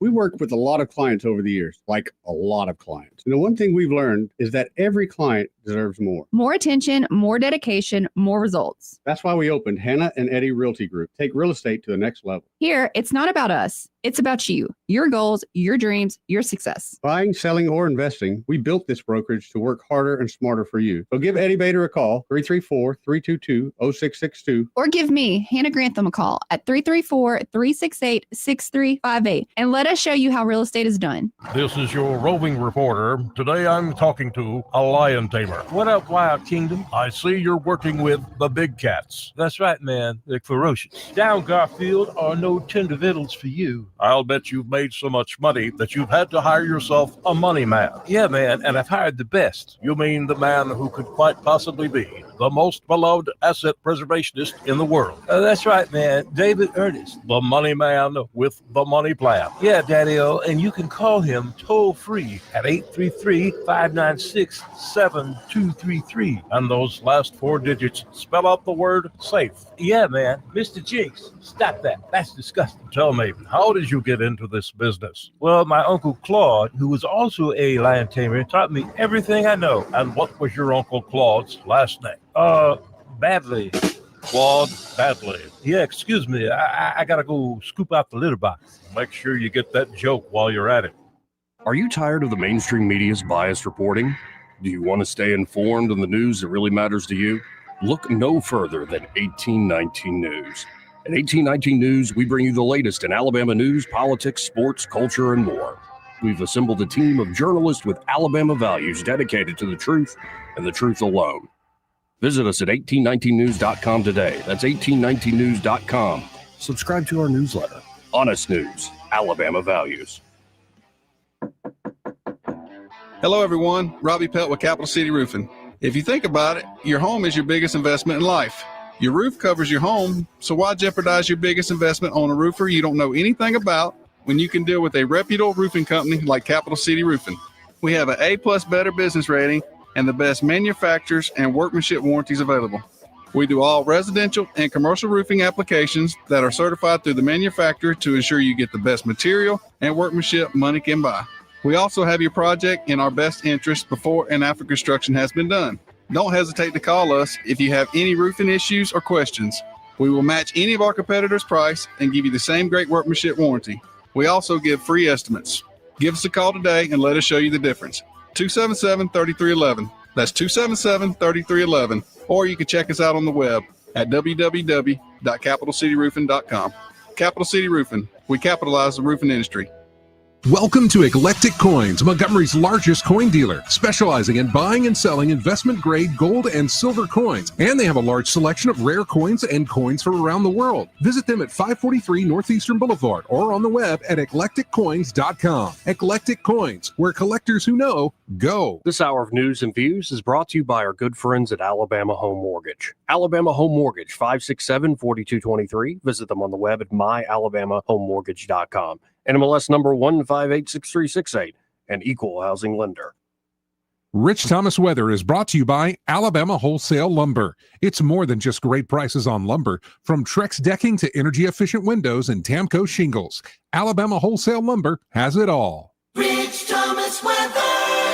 Well, hi, everybody. Our extended period of dry-free, storm-free weather continues, at least for a few more days. Today, with lots of sunshine, look for a high temperature up to about 88, but tolerable humidity. The nights are still cool, but not as cool, with the overnight low temperature tonight with mostly clear skies down to about 60. Friday and Saturday still dry with highs in the mid to upper 80s both days. And I think we're dry through Saturday evening with the risk of scattered showers and thunderstorms holding off to the overnight hours Saturday night into Sunday. From the Blue Water Weather Center, this is Rich Thomas. On FM, on your smartphone, and online, the River Region's most trusted voice. News Talk 93.1 FM WACV.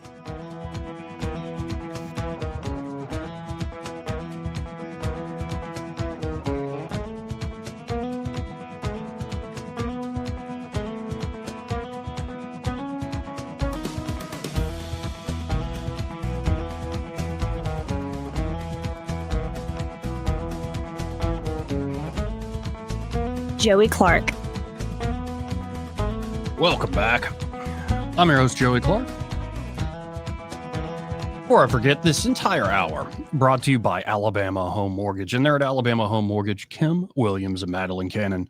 Well, they're ready to help you, whether you're looking to buy a home or if you're looking to refinance that home of yours. And now's the time to actually start the conversation. A lot of you might have been waiting, been watching for interest rates to start to move down. Well, given that is now starting the stair step down, now is the time to call up Alabama Home Mortgage and see how much can you get pre-approved for. It is always useful before you jump to any other step in the buying process to know exactly how much home you can afford. And of course, if you're looking to refinance, whatever your goals could be, to restructure debt, get debt off your back, could be to lower monthly overhead costs, or maybe you're just looking to reinvest in yourself or go on some big dream vacation. It's your money you built up. They can help you meet those goals there at Alabama Home Mortgage. All though begins with that conversation at 567-4223. That's 567-4223. Or you can always visit them on the web, apply online at myalabamahomemortgage.com. There is a difference in mortgage companies. Let Kim and Madeline prove that to you today. NMLS number 1586368, an equal housing lender. So, I don't know if you caught much of the oral arguments being had at the Supreme Court yesterday over this Louisiana redistricting case?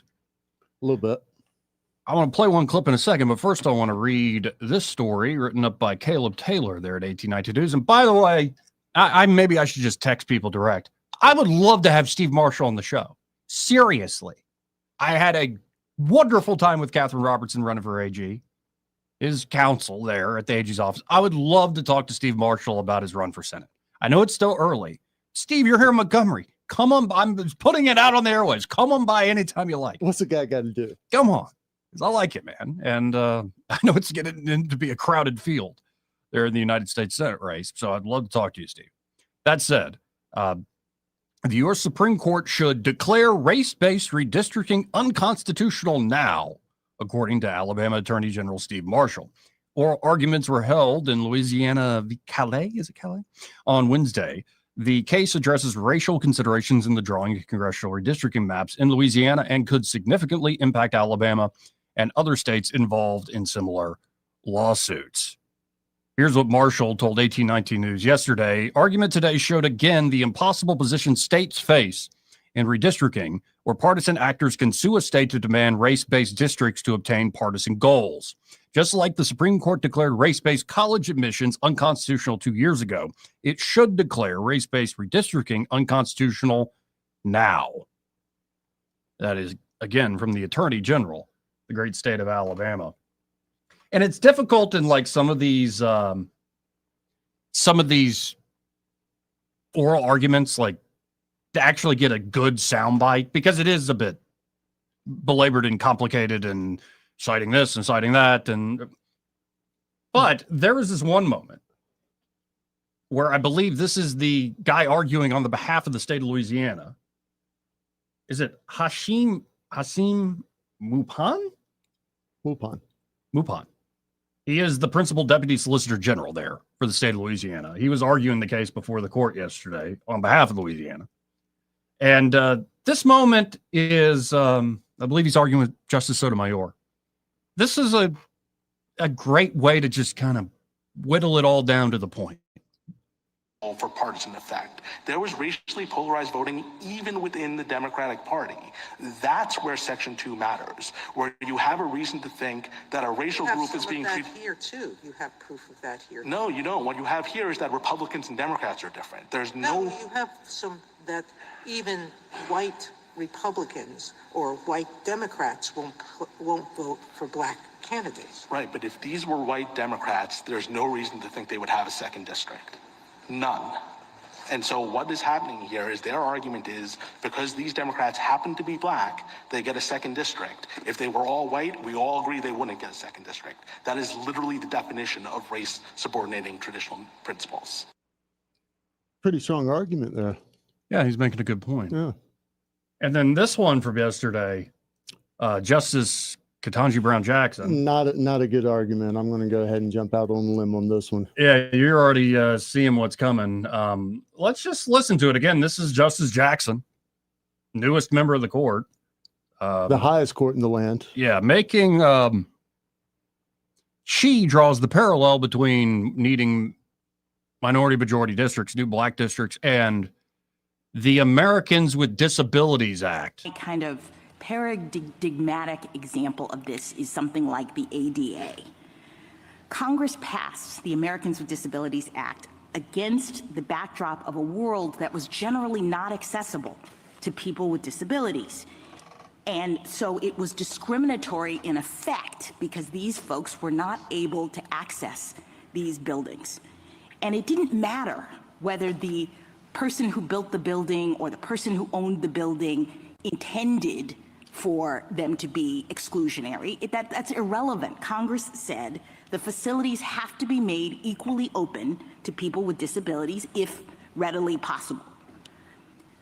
I guess I don't understand why that's not what's happening here. The idea in Section 2 is that we are responding to current day manifestations of past and present decisions that disadvantage minorities and make it so that they don't have equal access to the voting system, right? They're disabled. In fact, She literally, did she say that at the very end? System, right? They're disabled. In fact, they're disabled. Saying minorities in states are disabled for being minorities in those states. Well, I mean, what the hell is that? The sentence before that was asinine. Yeah. They don't have access to the voting system.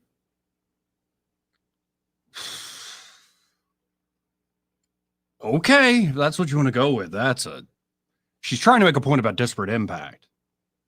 With that, there's no intentionality, no intention to be racist is needed. It's just the disparate impact.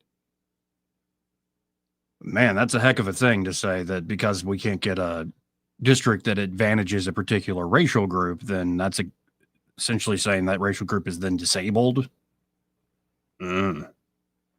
Because, again, in question here, folks, is not like things like poll taxes and IQ tests, all the stuff they used to do. Yeah. No, that is settled law, and nobody's challenging that. What you're talking about is a purely political process called redistricting. It is a purely political decision. And to the Deputy Solicitor General's point, that if this were just a bunch of white Democrats, there would be no question at all here. That's the strongest argument I've heard in a long, long time. And again, Clarence Thomas has been queuing this up for 30 years. He said, I believe in the early 90s in a case in Alabama that gave, District 7 that Terry Sewell was in, forced Alabama to do that.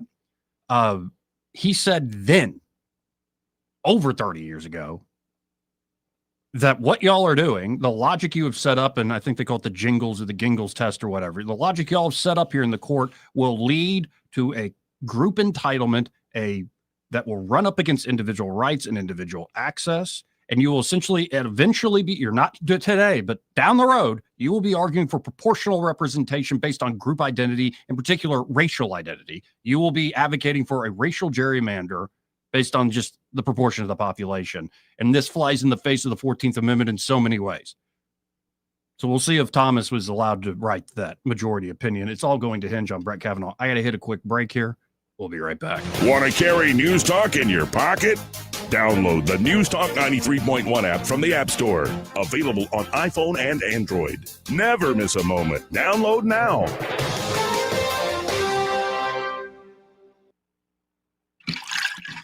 Clogged drain? Overflowing septic? Don't panic. Call the experts who've been solving plumbing problems in the river region for more than 50 years. The Tierce family's local Roto-Rooter team specializes in fast drain cleaning, septic repair, and installation. One call and your troubles are on their way down the drain. That's 272-7130 or visit rotorooteralabama.com. Roto-Rooter, always here when you need us. Oh, Roto-Rooter, that's the name. And away go troubles down the drain. Roto-Rooter. Hey guys, this is Todd Clark with River Region Contracting, your premier roofing contractor in Central Alabama. So remember the name, River Region Contracting, for all your roofing needs. We're not affiliated with any other roofing company in the River Region. We've been in the roofing business since 2005. We don't have to buy our leads, and we don't have to knock on doors when the storms come around. We have thousands of satisfied customers throughout Central Alabama. So call us at 334-356-8635. That's 334-356-8635. This hour of news and views is brought to you by our good friends at Alabama Home Mortgage. Alabama Home Mortgage, 567-4223. Visit them on the web at myalabamahomemortgage.com. NMLS number 1586368, an equal housing lender. When news happens, you'll hear about it first. The River Region's most trusted voice. News Talk 93.1 FM WACV. Joey Clark. Welcome back. Let's go right to the phones and talk to James Gowdy with Sons Chrysler Dodge Jeep Ram in Montgomery. James, how you doing today? Doing good, Joey. What's going on with you? Oh, we're just flying through the show. Y'all still got all those great sales going on there? We do. So we still have the Drive in the Fall sales event going on Ram 1500s. We've got up to $19,000 off, or you can get 0% on our 2025 Rams. We still got 3 left, so come on out and check those out. We've got 0% on Grand Cherokees, or up to $16,000 off. And we've got no payments going on until 2026. So we'll be here until 7 tonight off the Eastern Boulevard, or you can shop us online to check out all the deals on suncdjr.com. Folks, it's just that simple. Get by there and be sure when you get in touch with them, say, hey, I heard James on that radio show with that Joey guy. And one more thing, Joey, before I get off, we just made this announcement. Any first responders or active or retired military right now, if you come in our service department, we're giving half off oil changes. So come ask for James, and I'll get that taken care of for you. Awesome. Well, I appreciate it, James, and we'll talk again soon. Thanks, Joey. Again, that's James Gowdy there with Sons Chrysler Dodge Jeep Ram of Montgomery. Some great deals being extended, and get by there today. And again, tell them that Joey, that fellow on the radio, you heard him talking with James. So we got a whole other hour left. Okay. What are we going to talk about? Well, you just mentioned, and not even in a joking way, I'm not joking about it, Mitch McConnell had a nasty spill in fall. While I think press cackle kind of came up and was asking questions, and he got a little surprised, and he's lost his footing. To me, it looked like it was just one or two people, but like I told you, the spot that he was at in the Capitol, I mean, I busted my butt there when I was in my early 20s. Right. I'm glad he's okay, but yeah, but in your 20s, you catch yourself like a cat. No. No. Yeah. There's no graceful way to fire my friend. That's just in more confirmation that you've always been a dog. Mm-hmm. And then, of course, we have a great question. I think her last name is Palmieri or something like that. She's this liberal minx who grabs my attention with her big brown eyes and big brain, and big features and all sorts of stuff. And like, I know I'm a crazy man, and I can't I don't know if I could date Siren a song, lib, man. Siren but song. when I see that, but anyway, she's asking John Fetterman, how do we get white men back into the Democratic Party? We're going to be listening to Lurch's response after this. Broadcasting from the Riverside Chevrolet Master Control Center, this is WACV Cusana, News Talk 93.1 FM. When it's Chevy, it's Riverside. With SRN News, I'm Bob Agnew in Washington.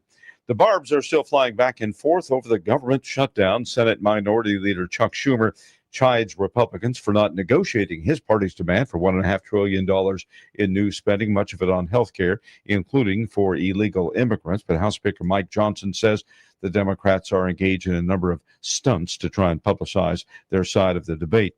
A massive solution for an Alaska-sized crisis as the state is airlifting hundreds of storm-devastated victims from coastal villages. They were hit last week by the remnants of a powerful typhoon. President Trump has announced he plans to meet with Russia's President Vladimir Putin to discuss ending the war in Ukraine. The meeting is set to take place in Budapest, Hungary, though a date has not yet been confirmed. Slow going on Wall Street right now. The Dow is down 385 points. This is SRN News. Just hearing the word IRS can make people break out in a cold sweat. No one wants to deal with the IRS, and now you don't have to. The good news is Legal Tax Defense has been successfully negotiating with the IRS for more than 15 years. It doesn't matter how much you owe, whether it's $5,000 or $5 million. You deserve the best in the business on your side, and that is Legal Tax Defense. Even if you're working with someone else and just want a second opinion, there is no cost or obligation to call. They can prevent levies, liens, wage garnishments, even file back tax returns. And the best news about Legal Tax Defense is they won't take your case unless they know they will reduce or eliminate your tax debt. Call Legal Tax Defense right now for a free, no-risk consultation. 800-292-7875. 800-292-7875. You have nothing to lose, but everything to gain. 800-292-7875. Rich Thomas Weather is brought to you by McPhillips Schimbaum. My name is Aaron Luck, a partner with the law firm of McPhillips Schimbaum. If you or someone in your family has been seriously injured by the negligence of someone else, call me directly. 262-1911. Rich Thomas Weather. Well, hi, everybody. Our extended period of dry-free, storm-free weather continues, at least for a few more days. Today, with lots of sunshine, look for a high temperature up to about 88, but tolerable humidity. The nights are still cool, but not as cool, with the overnight low temperature tonight with mostly clear skies down to about 60. Friday and Saturday still dry with highs in the mid to upper 80s both days. And I think we're dry through Saturday evening with the risk of scattered showers and thunderstorms holding off to the overnight hours Saturday night into Sunday. From the Blue Water Weather Center, this is Rich Thomas. Budget Floors and More has the best prices. Carpet as low as 69 cents per square foot. LVP starting at $1.29 a square foot. Sheet vinyl as low as 65 cents per square foot. And the lowest prices on flooring installation supplies. Budget Floors and More across from Delray to Publix. 1819 News. Alabama Attorney General Steve Marshall wants the U.S. Supreme Court to make an immediate and public ruling on the Louisiana versus Calais case. Marshall is making these statements after oral arguments were delivered this past Wednesday in the Supreme Court. The case out of Louisiana challenges the recent court-ordered redistricting that requires a majority of minority voters. Marshall says that the arguments show the impossible position that states are being placed in when it comes to redistricting based on race, where partisan actors can sue a state and demand a race-based district, which only obtains further partisan goals. Marshall said that the U.S. Supreme Court declared race-based college admissions unconstitutional just 2 years ago and should do the same in this case. I'll be back with more Alabama stories after this. I'm Amy Beth Schaefer with Alabama Unfiltered Radio, and when I need the news and I need it fast, I turn to Andrea Tice and the Daily Detail. On my way in, it is the most convenient, best way for me to digest what's going on so that I can use it for our show. She tells you what's going on in Alabama that day first and fast. So listen to the Daily Detail with Andrea Tice. Don't miss out. The Daily Detail is available wherever podcasts are found. A contractor working here in Alabama for the Department of War, who also drives a school bus in Walton County, has now been charged with sexual abuse of a minor. Charles Bono was arrested this week and placed in jail on a $100,000 bond. The arrest comes after investigators spoke with the victim. The charges are not related to Bono's bus route or students on his bus. A motion from a Hartselle dentist to have a new trial has been denied by a judge. Brian Mann is currently serving a life sentence in prison for the attempted murder of his wife. Mann's attorneys made the claim that the state did not prove intent to murder beyond a reasonable doubt. I'm Andrea Tice. For more news affecting Alabamians, go to 1819news.com. And while you're there, subscribe to the daily newsletter. This hour of news and views is brought to you by our good friends at Cole Plumbing, 279-8919. Cole Plumbing is number one in the number two business. You don't have to dig a hole. They have proprietary pipelining technology. Ask them about their tankless water heaters. Remember, when you have trouble with your bowl, call on Cole. Hi, I'm Jane Ray, account executive with Blue Water Broadcasting. Why should you advertise with us? Radio is an active medium. It can create immediacy, driving shoppers to a specific store, brand, or to take a specific action. Radio ads engage with the audience in a personal and unique way. Contact me, Jane Ray, by going to bluewaterbroadcasting.com to find out more. Blue Water Broadcasting, local folks helping local business. Looking for insurance, or maybe you're just not satisfied with your current carrier? How does quality coverage with local service and competitive rates sound to you? The folks at Stark Agency offer just that. Whether you need insurance for your business, car, home, or life, Stark Agency can help. As an independent insurance agency with over 20 of the top insurance carriers, Stark is sure to find the perfect match for you and your loved ones. Visit their site at starkagency.com or give them a call at 334-263-5535 for a quote today. The views and opinions of the following program are solely those of the host and other contributors. These do not necessarily represent those of Liberty Acquisitions 825, Blue Water Broadcasting, its management, staff, or any advertisers.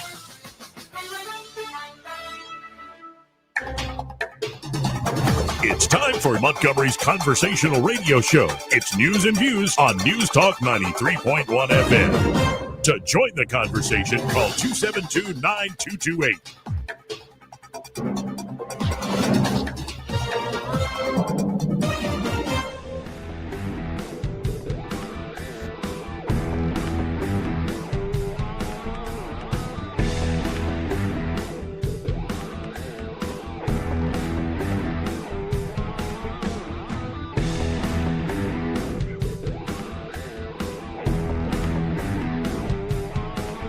Joey Clark.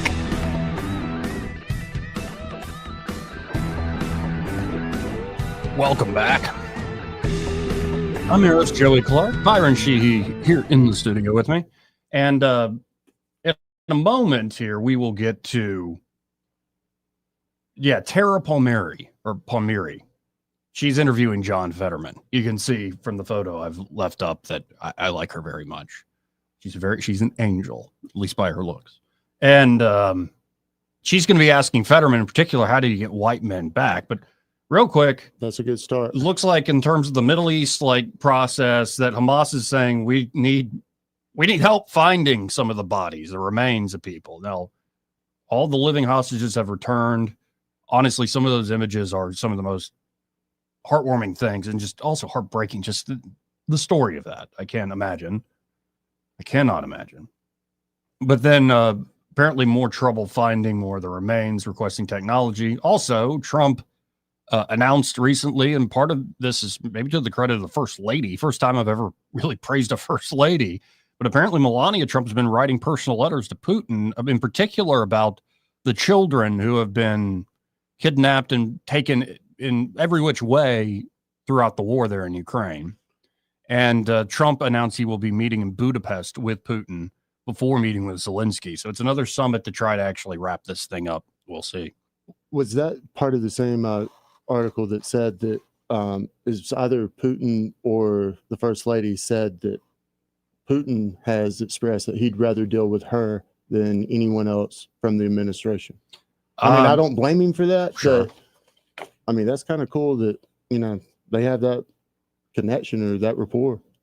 Yeah, let me look up real quick. Trump, Putin. Let's see if we can get the actual statement from the president. Yeah. Oh, man, this is another big one he's got. I should pull it up on my tablet, not my phone. But here we go. I have concluded my telephone conversation with President Vladimir Putin of Russia. It was a very productive one.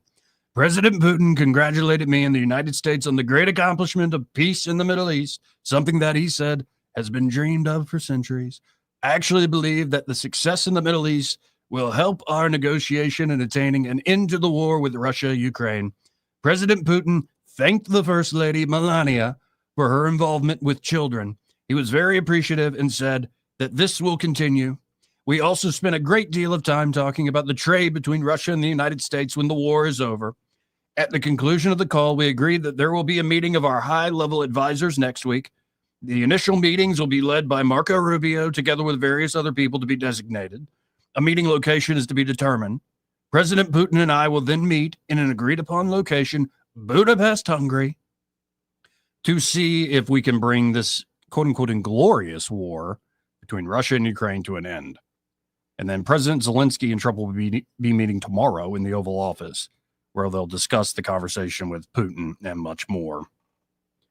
Trump saying, I believe great progress has been made with today's telephone conversation. So, very hopeful.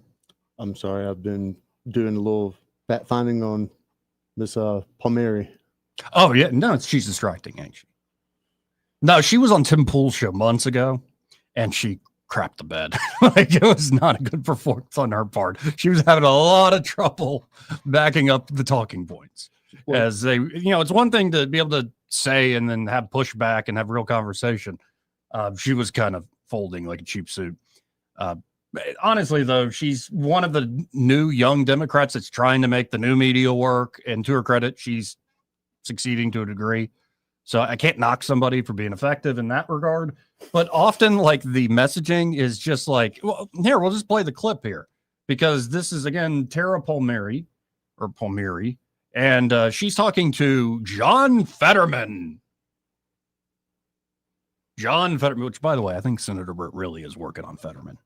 Like, come on over to our side, John. I don't think it's going to happen. It may not. It may not happen, but I think she's doing her level best, not only to be a good friend, but to bring him into the GOP fold. Come on, John. You could be one of those kind of moderate guys from Pennsylvania. So long as he's not just carrying the Democrats' water, I think we'll hold whatever advantages we took in Pennsylvania. Well, and you got to wonder, how do you get, like, how did Shelby switch, for instance?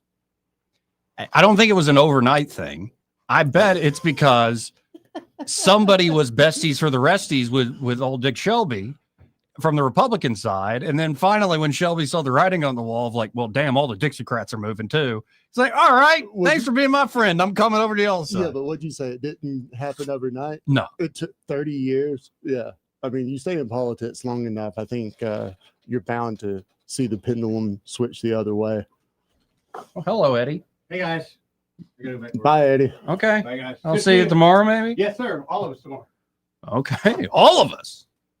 Take your clothes off. I bet you don't get those pliers back. No, those are his. Oh. Yeah, he just forgot them the other day. You return them? Anyway, yeah, so I seriously, I'm kind of joking, but I think the whole be friends with John Fetterman, there's point and purpose beyond it other than just friendship, which is worth it enough. Mm-hmm. So let's listen into Fetterman giving strategy session here on how to get white men back into the fold of the Democrats. How do Democrats win back white men like yourself? I don't know, and truthfully, I'm not sure if that's possible. To be honest, I think that's been seriously eroding for a while. And in some cases, in the conversations I've had, a lot of people, they don't even want to say it publicly, but they just feel like, the other side seems like it's like men, that men's the problem, men are to blame, or their masculinity is toxic, or unless you're able to conform to our very strict kinds of definition of what we think's appropriate, well then, hey, I'm going to find an alternative, and they've done that. That's absolutely true.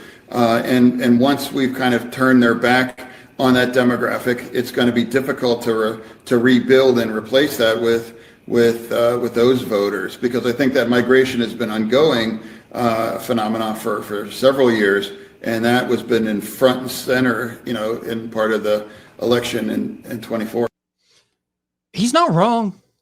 He's laying out a lot of especially it's a use of language sort of thing. Like when you keep saying it's the white supremacist male patriarch, all this, it's like folks eventually go, I don't think you really like me. And in fact, you only like me to the point I'm a supplicant for you. And I fall, was it prostrate or? Yeah, I was trying to say prostrate instead of prostate. Congratulations, you did it. It's a very close words. They mean quite different things. But you lie on your belly and say, yes, queen. That's what the Democrats want of a lot of white men. And I'm sorry, I just don't feel that pretty anymore. Though my locks are luxurious, I just don't feel like being y'all's supplicants, being y'all's eunuchs. I think I'm speaking for a lot of guys. Getting back to whether you think he might flip or not. Yeah. He votes with Democrats rather large percentage of the time. Yeah, I mean, I think he's only voted with Republicans maybe 1%. Right, but he's brand new. So I can see why he's doing it. So I guess my question, like kind of judging the canary in the coal mine, like what do we need to see from him before you feel confident, like, oh yeah, he's about to jump? That he does take some big votes that help the Republican, say, team. I don't think he is going to change on things like his sort of populist Democrat healthcare message. I think that message is here to stay. And honestly, I think both parties are going to start singing that tune. Yep. Yeah, I think there's a lot of overlap right now, actually, for what ideas, practically speaking, can be put into practice. And Fetterman is in, I think, a sweet spot. I don't think it's going to happen this year or even before the midterms or anything like that. I'm just saying he's brand new. He's got a long road ahead. I wouldn't be shocked to see him like do friendly appearances with Senator Britt and stuff. Like he just seems like he's doing that sort of middle of the road. I get why the white guys don't like us anymore. I get why my party's such a mess. So I don't know. I think down the road, you might see this guy flip. Whenever he stops wearing hoodies and shorts, that's going to be a good indicator. Remember when they tried to ban that for a second? On the floor, I think is obvious. I mean, it's still banned on the floor, right? I don't know if it is completely. I think it's when they're gavelled in on the floor, you got to be in formal attire. Okay. Because for a second, I think they allowed him to show up on the floor in like hoodies and gym shorts. I don't think they were in session. I think that was a point of privilege. Maybe. Like but I think that ended because Susan Collins of Maine said, I'm going to wear a bikini to the floor. And everybody went, no! And poked their eyes out. And speaking of old people in the Senate, Let's go to the Mitch McConnell clip. This is not even funny. It's sad. It's sad. It really is sad. But we don't need term limits. Nah. Yeah, here it is. And so you said this floor in this part of the Capitol building is pretty slick as is? Yeah, and he's got somebody supporting him. Here, let's pull it up now. He's got somebody supporting him as he walks already. Very Kentucky attire with those khakis, those slacks, and that blue. Anyway. Can't wear that to Churchill. Let's listen in. My name is Stella. I want to ask, do you support ICE taking working people off the streets and kidnapping them? Oh, man.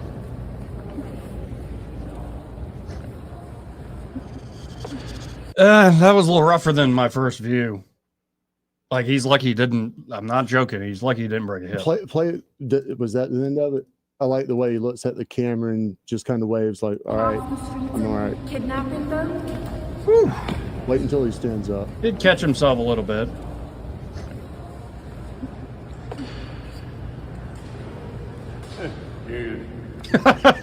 That's the most human thing he's ever done. Yeah, that was a very old man moment right there. Man, he knows he's embarrassed. Yeah, that sucks.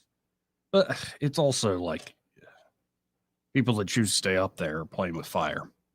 Into your geriatric years, you're an octogenarian, like hubris, man. Stuff happens. Hubris. Yeah, I'm not happy to see that. But let's completely shift gears here. I want to just put this on people's radar.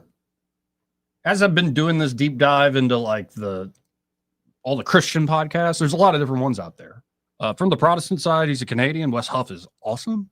I think he's held his own. And when he was on Rogan a few months back, really interesting guy. But if you're looking for a very conservative Catholic podcaster, a guy named Matt Fradd, Fradd, Matt Fradd. And not that long ago, he had on an ex-Muslim who grew up in Turkey and born in Germany. His parents moved him to Turkey thinking, well, we want you to have a true Muslim upbringing.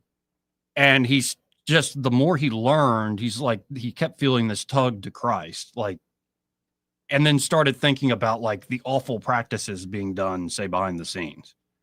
And one of the messages he constantly says, he's now converted to Roman Catholicism, is that a lot of the Muslims, they're lying to you. In fact, it's in what I was taught in the faith that we are allowed to lie to infidels in order to slowly get our way. Pretty crazy stuff. But at one point, he talks about how on the positive front, more and more people are converting. He's not alone in this sort of conversion. Again, if you want to see this whole thing, it's Matt Fradd. But let's listen into this gentleman. I've been getting wind of mass conversions from the Islamic world to Christianity. Have you heard of that? Is that being overplayed? I'll tell you one thing, it's underplayed. I don't think people realize how many Muslims are becoming Christian. I know personally at least 100 people. Wow, just you alone know about 100 people. They're everywhere. Number one thing is dreams and visions. I'm hearing that. You had a dream. I had a dream of Jesus. Every ex-Muslim, I would say 50 to 70% of them explain to me, it's always like Jesus or an angel, but 9 times out of 10 is Jesus saying something either very specific, like go to this store, meet this man, talk to him, he will tell you the truth. Oh my goodness. Or something like, I am the son of Allah, like something like that, like something. And that's like the story of Cornelius. That's like, wow, reach out to the Gentiles. It's amazing. I think my favorite ex-Muslim new Christian video that I've seen was the gentleman who he said, the more I read my own text, I realized that the only person performing miracles was the prophet Jesus. And then I realized that we had the story, slightly confused, and that Jesus was the center of the story. Oh, here, let's finish up with this. this man. What? Talk to him. He will tell you the truth. Oh my goodness. Or something like, I am the son of Allah. Like something like that. Like something so profound. Yeah. Mine was just him on the cross because that's what I needed. And these people, when they're having these dreams, because Jesus is a person in Islam, they're realizing he's not a prophet. Even if the dream is just him like smiling at them. There's something about the encounter. That Christ is more than a prophet. There's something different about him. He's not just a prophet. Yeah. And these Muslims, they're flocking to Christianity. And the whole video, it's about 2.5 hours long conversation. If you want to watch it, I just looked it up. From Muslim to Catholic, Islam is the heresy of heresies. The young man you're hearing there who converted, his name Ismail Youssef. And it is worth, if you're interested in this sort of thing, it is definitely worth your time. He also has done others with, there's one guy who initially became an apostate explicitly, and he was in like atheist skeptic mode. Like he rejected Islam that he grew up in. Then he's just atheist. All religions are crap and bad.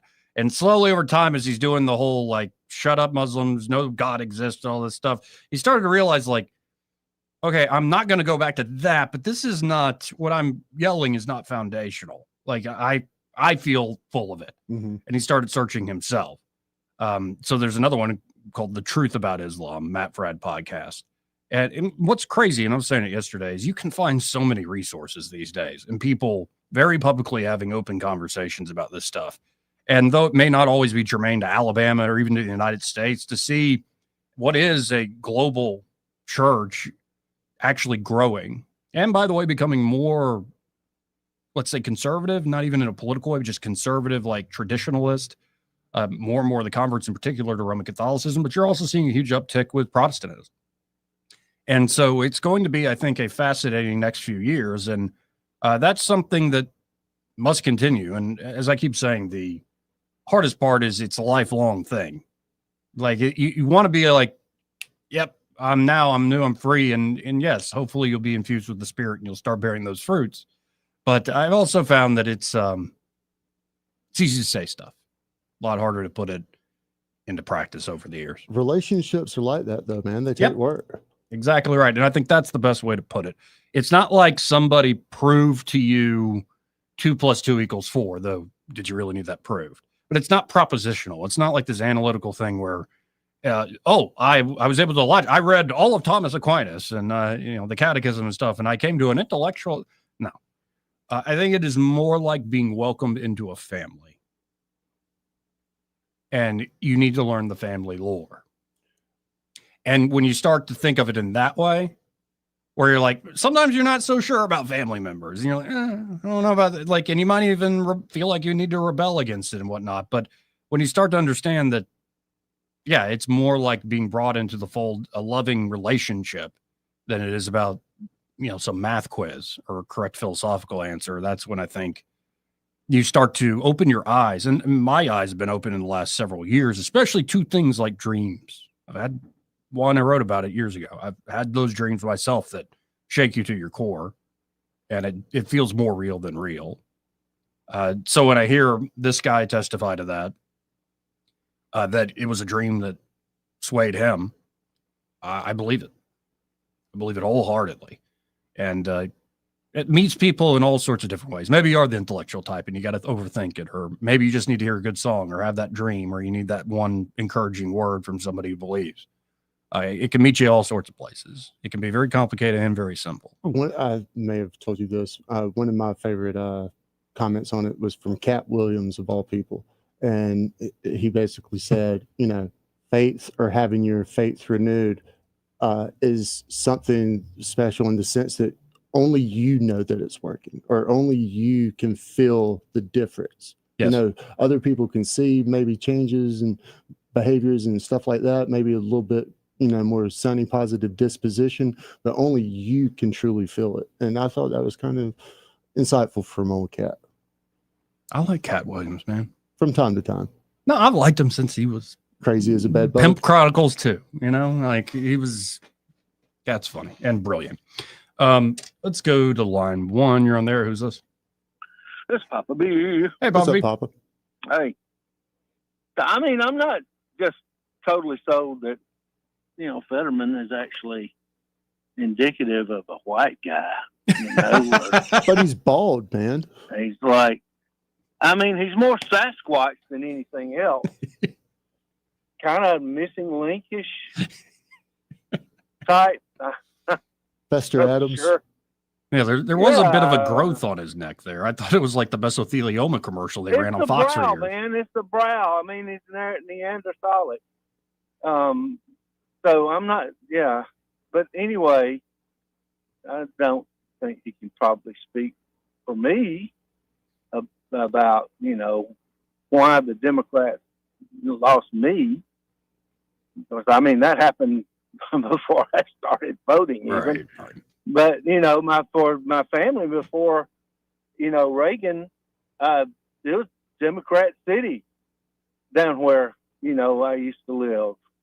The Democrat Party was just dominated my whole family through, the FDR type era and forward type thing. So what can the Democrats do to win back the white male? I'm not so sure that's even possible now. But I'm not going to sit here and try to speculate on it either. More I'm interested in will Fetterman flip.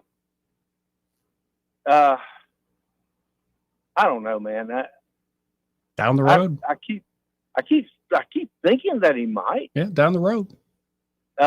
He might pull a reverse Arlen Specter. Can he? How much of a Democrat is he? You say that he actually votes with the Democrats mostly, 90, probably 8% of the time. Yeah. How can that translate over into a, legit Republican vote? I mean, would it be like Murkowski or Collins or something like that? A sort of Republican? It might be something like that. That's a good point. But he's kind of with you on the really big stuff, but he's going to, be a sore thumb on certain issues. But I mean, I think it's a down the road thing. And I always see Fetterman comes out of the Bernie bro sort of idea, the Bernie Sanders idea. And you got to keep in mind that Tulsi Gabbard's in the administration, Bobby Kennedy's in the administration. There are a lot of people who call themselves MAGA and Trump supporters that were Bernie people for a long time. So got a point there. Yeah. Well, my thinking is the more the Democrats show their absolute lunacy to people like Fetterman, the more they're saying, dude, I can't possibly keep on supporting this. I mean, don't you think it's more like how crazy the Democrats are as opposed to we might think how right the Republicans are? Yeah, actually, to a large degree, yeah. I think the new right, whatever, MAGA, however you want to describe this coalition, we do have big disagreements. It's a shame. That's why Charlie Kirk's death he was the glue that really kept a lot of these big disagreements together, kept a forum where everybody could argue it out in a good way. I think that's the future for our party, and it's a pretty big tent. The Democrats have, to me, the party has been completely just hijacked by the far, far left. They're just nonsensical anymore.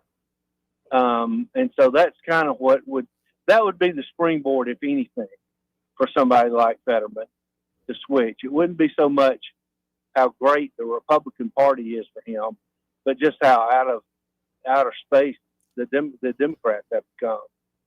So, anyway. All right, guys, enjoying the show as usual. Appreciate you, Papa. But on social issues, how much farther left can the Dems take us on social issues? Oh, that's a good question. I mean, it seems like they're going to have to drag the party now to the left on social issues, or they're going to get more populist, on economic issues, or they're going to get smart and tap back more to the populist economic issues.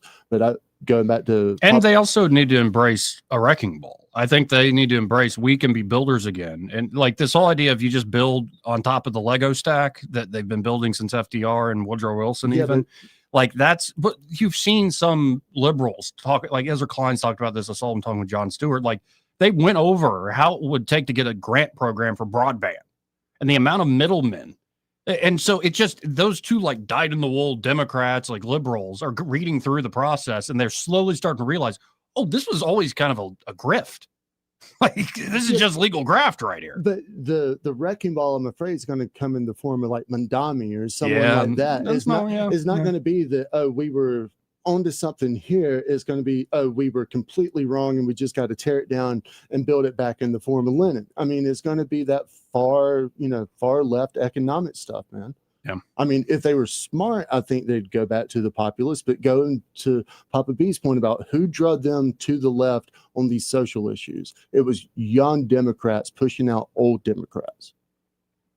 Now we've got to hit a break here soon. Though first, this part of the program brought to you by Pest Pro Services.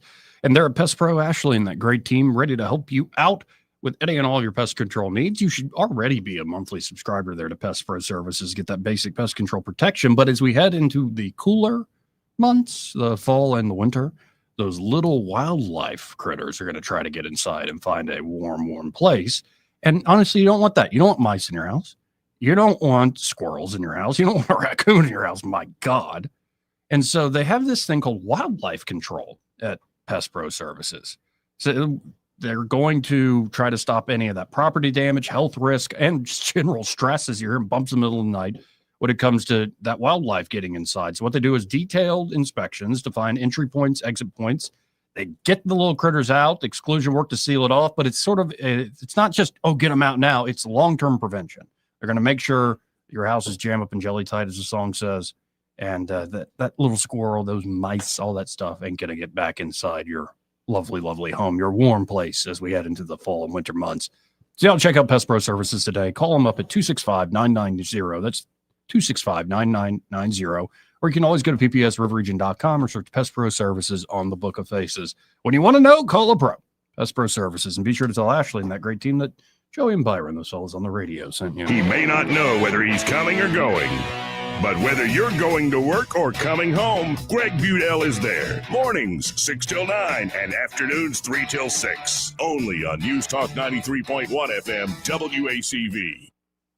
Hi, this is Bo Goodson from the Goodson Group with your Real Estate Minute. What is a smart way to buy a house in today's market? Now is a good time to buy since we now have a more balanced market than we've had in years. Here are the steps. First step, get pre-qualified with an experienced local lender. It costs you nothing to find out firsthand whether you can qualify for a home and how much that home loan will cost. Second step, hire a local realtor with lots of experience that can guide you, advise you, and be your advocate. We call those buyer agents. Third step, decide what your wants and needs have to be. Bedrooms, baths, floor plan, location, and school zones. Fourth, ask your realtor to line up homes that fit your price category and your location needs. Fifth, start actually looking inside these homes and see what is available and the cost of each property. For all of this information and step-by-step approach, call Bo Goodson from the Goodson Group at 221-2883 or 551-0225.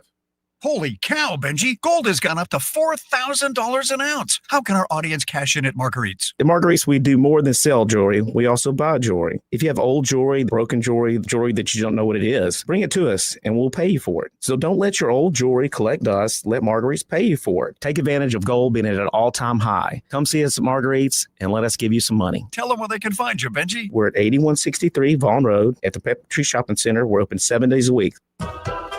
Boo! Guess who? That's right. This is Kim Williams with Alabama Home Mortgage, where we make mortgages easy. If your finances are haunting you, it's time to call Alabama Home Mortgage. 567-4223. That's 567-4223. What if I told you that the money you've been looking for all this time is in your home? This is no trick. By refinancing your mortgage, you may be eligible to lower your interest rate or eliminate monthly mortgage insurance. Would you like to pay off credit card debt, make home improvements, or fund a large purchase? A mortgage refinance may be the answer. What are you waiting for? If your current mortgage payment makes you scream, then it's time to call the Alabama Home Mortgage Team. Clear the cobwebs. Call me, Kim Williams, today at 567-4223 or visit us online at myalabamahomemortgage.com. Alabama Home Mortgage, because there is a difference in mortgage companies. NMLS 1586-36-8, Equal Housing Lender.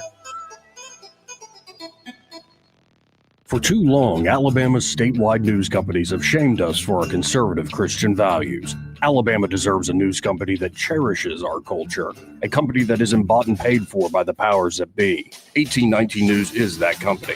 Run by Alabamians for Alabamians, 1819 News celebrates what is good and beautiful about our state while exposing those who work against our values in secret. Just go to 1819news.com to learn more. Subscribe to our newsletter. That's 1819news.com.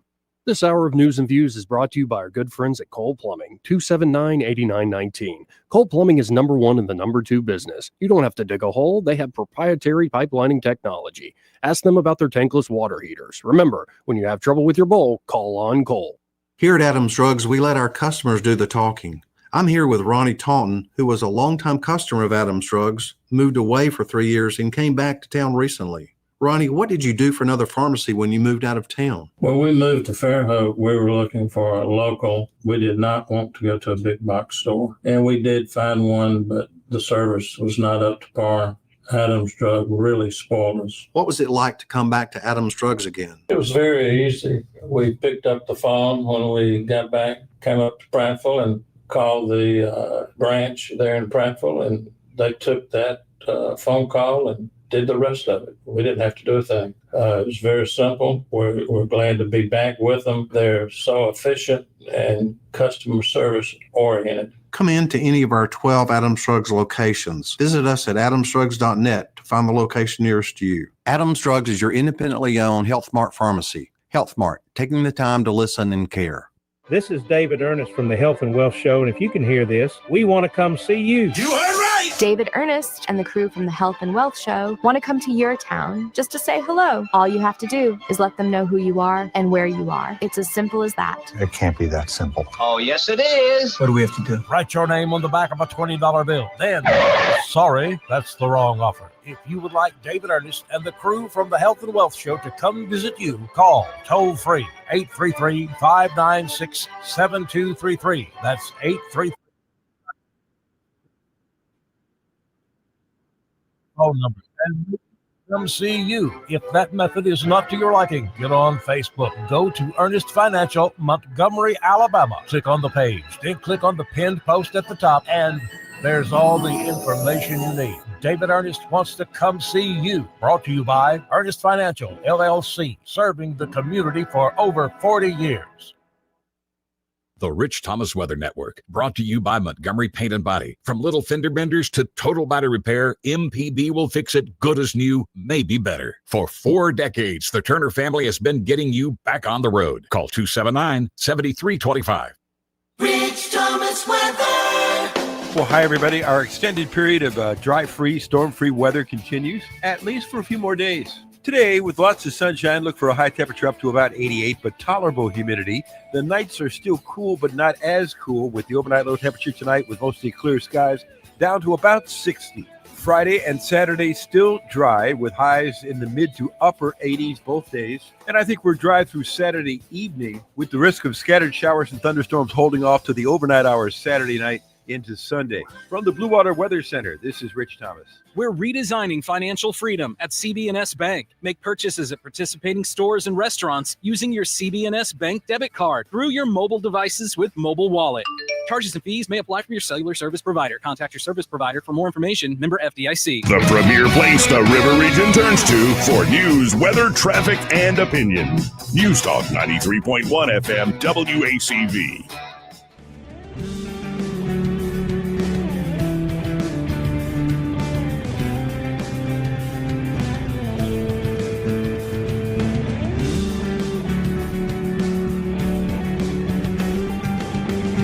Joey Clark. Welcome back. I'm your host, Joey Clark. Lyra Sheehy's still here, and Pamela is here early. How are you, Pamela? Hello, I'm good. Good to see you. It's good to see y'all too. And, well, I want to shift to now some more shutdown politics because Well, we were just talking about her trying to convert John Fetterman over the years. But here we have Senator Katie Britt being asked about the whole shutdown thing and like who's to blame and all this stuff. We know. I wonder what she's going to say, but let's listen in. This is, I guess, on Fox Business yesterday. Look, this is more of the same. The Schumer shutdown continues. We see them playing charades and making sure that they're putting on political theater because this boils down to Chuck Schumer and his political future.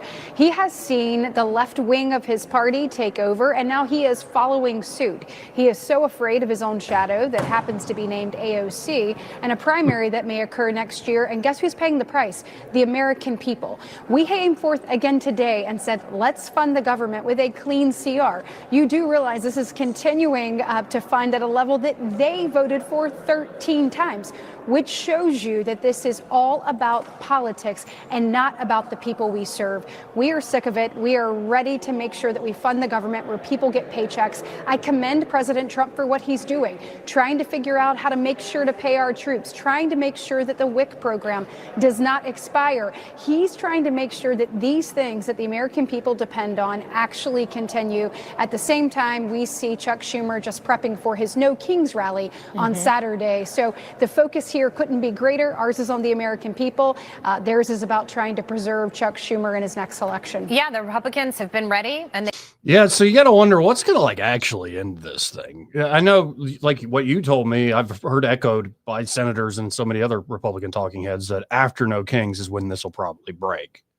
That the Democrats, a few of them will jump over. Yeah, I think it's going to be the ones in the heartlands, you know, get away from the elitist coast, and you're going to see some Democrats that don't have the same cuckoo for Cocoa Puffs, 70-80% wackadoo Democrats, and actually have to get some moderates to win. They're going to have to come back to work in order to win those elections. Well, here Senator John Kennedy has a theory of his own on how to solve this. Y'all remember Katie Porter, the yes. woman running for governor in California? Who could forget? Anyway, here's John Kennedy's idea on how to stop the shutdown. And this shutdown is a reflection of how absurd the demands are of the socialist wing of the Democratic Party, which is, of course, telling Senator Schumer what to do. We asked for, you've heard the term clean CR. That just means we didn't ask for anything to open government and negotiate a new budget for the next 6 or 7 weeks. Yep. And the Loon Wing and Senator Schumer have said we'll only agree to open it if you give us $1.5 trillion. Well, we're not going to do that. If we did do that, Brian, you would see inflation go through the roof. You would see long-term interest rates go through the roof. And I don't see an end in sight. I really don't. If we're still shut down in 2 weeks, my suggestion is that we lock Thune and Schumer into a room with Katie Porter and tell them they can't come out till they make it. Oh, goodness. I freaking love John Kennedy. 5 minutes. He's the best, man. And it was kind of like seeing a ghost. I look up at our screen live from the Oval Office. There's Senator Britt, along with several other members of the administration. Apparently, they're making an announcement on... Yeah, he's slashing the cost of IVF treatment and fertility drugs. Wow. And it looks like it is going to be a massive cut. Because why should it be so expensive? Good question. Why? Well, I mean, initially it was novel technology, but at this point, you got to wonder. So cool. And then he is clearly giving credit to Senator Britt for putting this. I believe she is the one. He said it on the campaign trail that put this idea in his head. Yeah. But, you know, he hates women. Oh, yeah. I mean, gosh, the biggest woman-hating man ever. So things is breaking all around us, quick and fast. Did you see where the one of the co-founders for Greenpeace came out and said that in a few years he's pretty certain that everyone's going to look back and realize that this whole climate CO2 stuff was a bunch of nonsense and all fabricated? Yeah, I thought that was very telling. Beautiful. And then we have more breaking news. Action 8 News, I'm reading from, has a statement from the office of Montgomery Mayor Stephen Reed explaining why he vetoed the city council resolution offering support to Jackson Hospital. Oh, yeah. Can't wait. Here's the mayor's statement in its entirety. Quote, the city of Montgomery remains committed to supporting Jackson Hospital and ensuring that quality health care remains accessible for our residents and families. However, we need the terms of the proposed funding resolution to be amended. Under the Code of Alabama, blah, blah, blah, blah, blah, blah, blah. The responsibility for hospital and indigent care lies with the county and the Montgomery County Commission under Chairman Doug Singleton. What's up, Doug? Has served as the lead entity in this matter. It is therefore appropriate for the county to take the lead in structuring any future financing or operational framework. For that reason, I am asking that the current terms of the agreement be amended. The city is prepared to work towards better terms and an amended funding agreement that protects residents and reflects a fair share of the responsibility. Our position is straightforward. We are not rejecting support for Jackson Hospital. We are asking that the 60-40 funding split, as currently proposed, be recalculated to ensure fairness to the citizens of Montgomery and alignment with the county's statutory responsibilities. We are not walking away from the table. We are insisting on a transparent process that clearly defines how public dollars will be used and what services Jackson Hospital will provide in return, including trauma care, indigent care, and other health services. We are not ignoring the larger picture, says Mayor Reed. This is both a regional and statewide issue that affects hospitals across central Alabama. A crisis at Jackson would have ripple effects extending to facilities like UAB and other major health systems. We've been in communication with the governor's office and have not yet seen a written out commitment from the state regarding any potential state funds to help address the situation. We encourage anyone with questions about the state's role to contact our local legislative delegation for further clarification.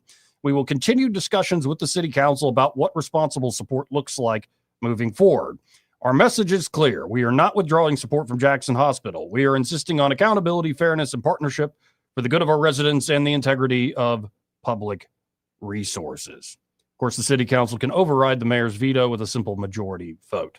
So there's the reason. People were wondering before. Yeah, I think it needs to go further. Like we were talking about with Dick Brubaker, new leadership must be guaranteed and promised if any support is coming their way. Before I hit this break, this part of the program, again, brought to you by Dylan Rings. Don't forget they have their ladies' night coming up first week of November. I saw that. And it's pretty cool. Like, I think the first 50 ladies get a swag bag, and you can put in for a drawing to win a $2,000 sapphire and diamond ring. Who doesn't love jewelry? And they have a great spread. Yeah. They got, like, I bubbly stuff to saw drink. it on their Facebook.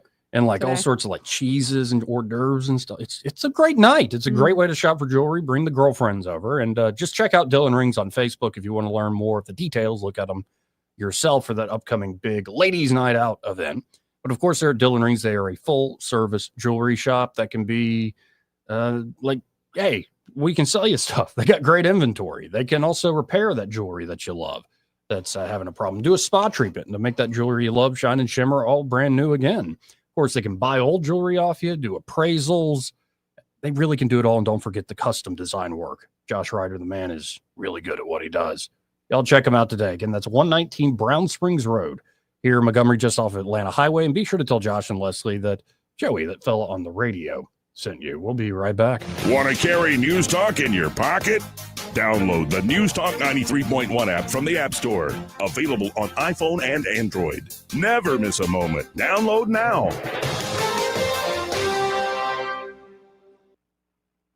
The best pizza buffet in town just got better. In October, Pizza Perfect is rolling back the price to 2010. This month only, the buffet is only $10. Included on the buffet is pizza, spaghetti, breadsticks, salad, dessert, and drink. Get it for lunch Monday through Saturday and for dinner on Tuesday, Friday, and Saturday. If you've never been to Pizza Perfect, now's a great time to go. $10 for the buffet. Pizza Perfect. Available for pickup and delivery. Pizza Perfect on Coliseum Boulevard, Eastwood. Hi, I'm Carl Schmidt, naturopath and owner of the Herb Shop Wellness Center and the Pepper Tree Shopping Center. We've used Blue Water Broadcasting for years, and we attribute our results to what they do for us. If you want results with your advertising, call Blue Water. Blue Water Broadcasting is the #1 most listened to radio group in the River region. Find out how to put this reach to work for your business. Call us to find out how we can help. Blue Water Broadcasting. Local folks helping local business. This hour of News and Views is brought to you by our good friends at Cole Plumbing, 279-8919. Cole Plumbing is number one in the number two business. You don't have to dig a hole. They have proprietary pipelining technology. Ask them about their tankless water heaters. Remember, when you have trouble with your bowl, call on Cole. Trustworthy, accurate, immediate. Carrying your voice across the river region. News Talk 93.1 FM WACV.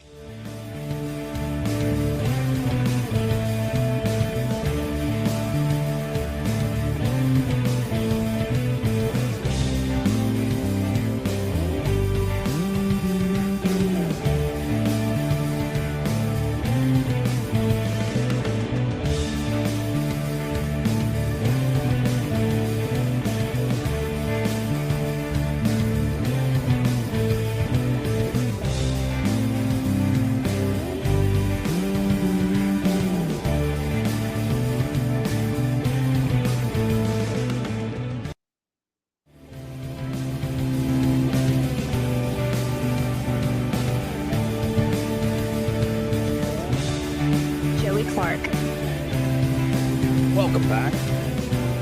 Let's go right to the phones and talk to Terry from Prattville Carpet. I hadn't talked to this gentleman in a while. Hey, Terry, how are you? Man, I just got back from being on vacation. Everybody says that I never work here anymore. I was over in Puerto Rico for 2 weeks. Wow. I'll tell you, I've never been so glad to get back.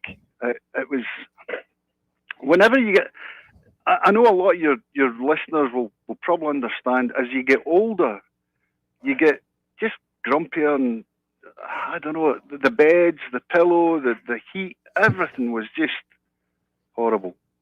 I'm sorry. 2 weeks in Puerto Rico shouldn't be that. Exactly.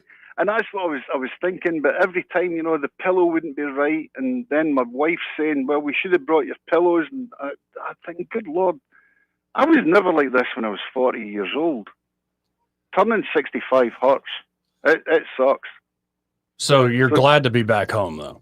I'm glad to be back. It was nice to see. We saw the whole of the island, and we went from one corner to the next. And my brother-in-law originally was in Puerto Rico, and he took us round, and we rented a car and stayed in 10 different hotels. But I mean, it was great to see. But man, they although it's part of America, they are so different. Just the whole way of life and standard of living, and what they put up with, vehicles and dogs running in packs and horses walking down the street. And it was bizarre. Well, but yeah, I'm glad to be back. Well, and y'all, I hope, are still selling flooring and resurfacing jobs there at Prattville Carpet. We certainly are. We're constantly doing that. Ray, the reason I'm on today is because Ray is he's down in the Keys. He's down scuba diving, so he's gone for a week. But yeah, we're still carpet, hardwood, sheet vinyl, luxury vinyl plank. That's the big thing at the moment. Everybody wants luxury vinyl plank, and we have got hundreds and hundreds and hundreds of products to choose from. So first stage really is giving us a call.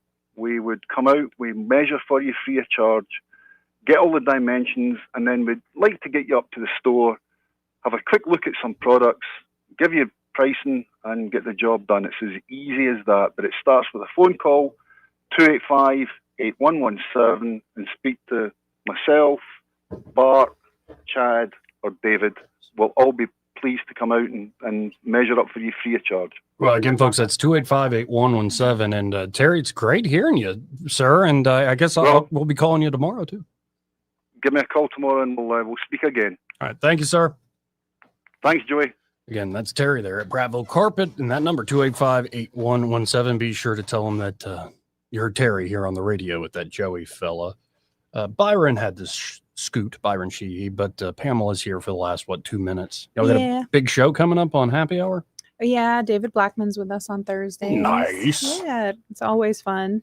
Yeah, he's got a big old brain. I like that guy. He does. He is very smart. He has an amazing recollection. And then also a great sense of humor.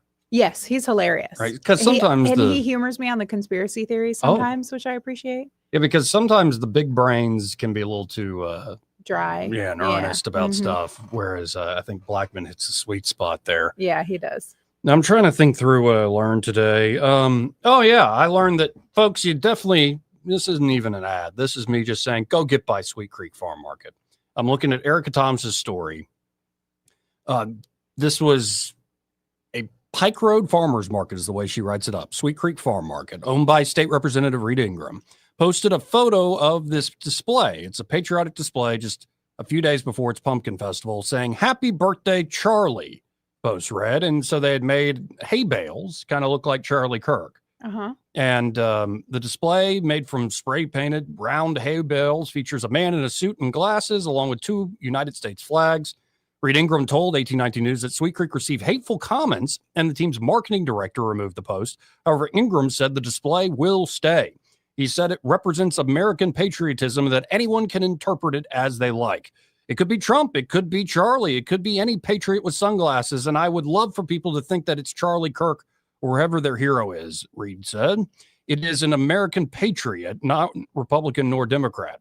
Ingram previously stated that he believes a street in Montgomery should be named after Charlie Kirk. He said that although he's received some negative feedback, the positives outweigh the negatives. Ingram said he honors Kirk just as he would honor a veteran or a frontline soldier because Kirk loved the people of the United States. He does not believe his stance will cost him customers at Sweet Creek. No. He said he will not repost the birthday message on Facebook, but will post images of the display during the festival this weekend. He hopes festival goers will also post their photos and tag Sweet Creek. Of course, they sell local produce, homemade ice cream, baked goods and stuff in their big old pumpkin festivals this Saturday, Sunday from 10 to 4 p.m. Great spot. I love it there. I wish I was closer and could go more often. Yeah, and again, all the hate being thrown over that for simply saying happy birthday, Charlie. Yeah. Y'all didn't pull the trigger, but a lot of y'all murdered and continue to murder Charlie Kirk in your hearts. Yep. And you're revealing yourselves to a lot of us that were trying to be reasonable for way too long. Want to understand why I'm so angry and was at the beginning of the show? Because I'm pissed at myself for being a damned fool and not seeing what's actually happening in this town. Anyway, y'all stay tuned. Happy Hour, Greg Vidal. He's next. Broadcasting from the Riverside Chevrolet Master Control Center, this is WACV Cusada, News Talk 93.1 FM. When it's Chevy, it's Riverside.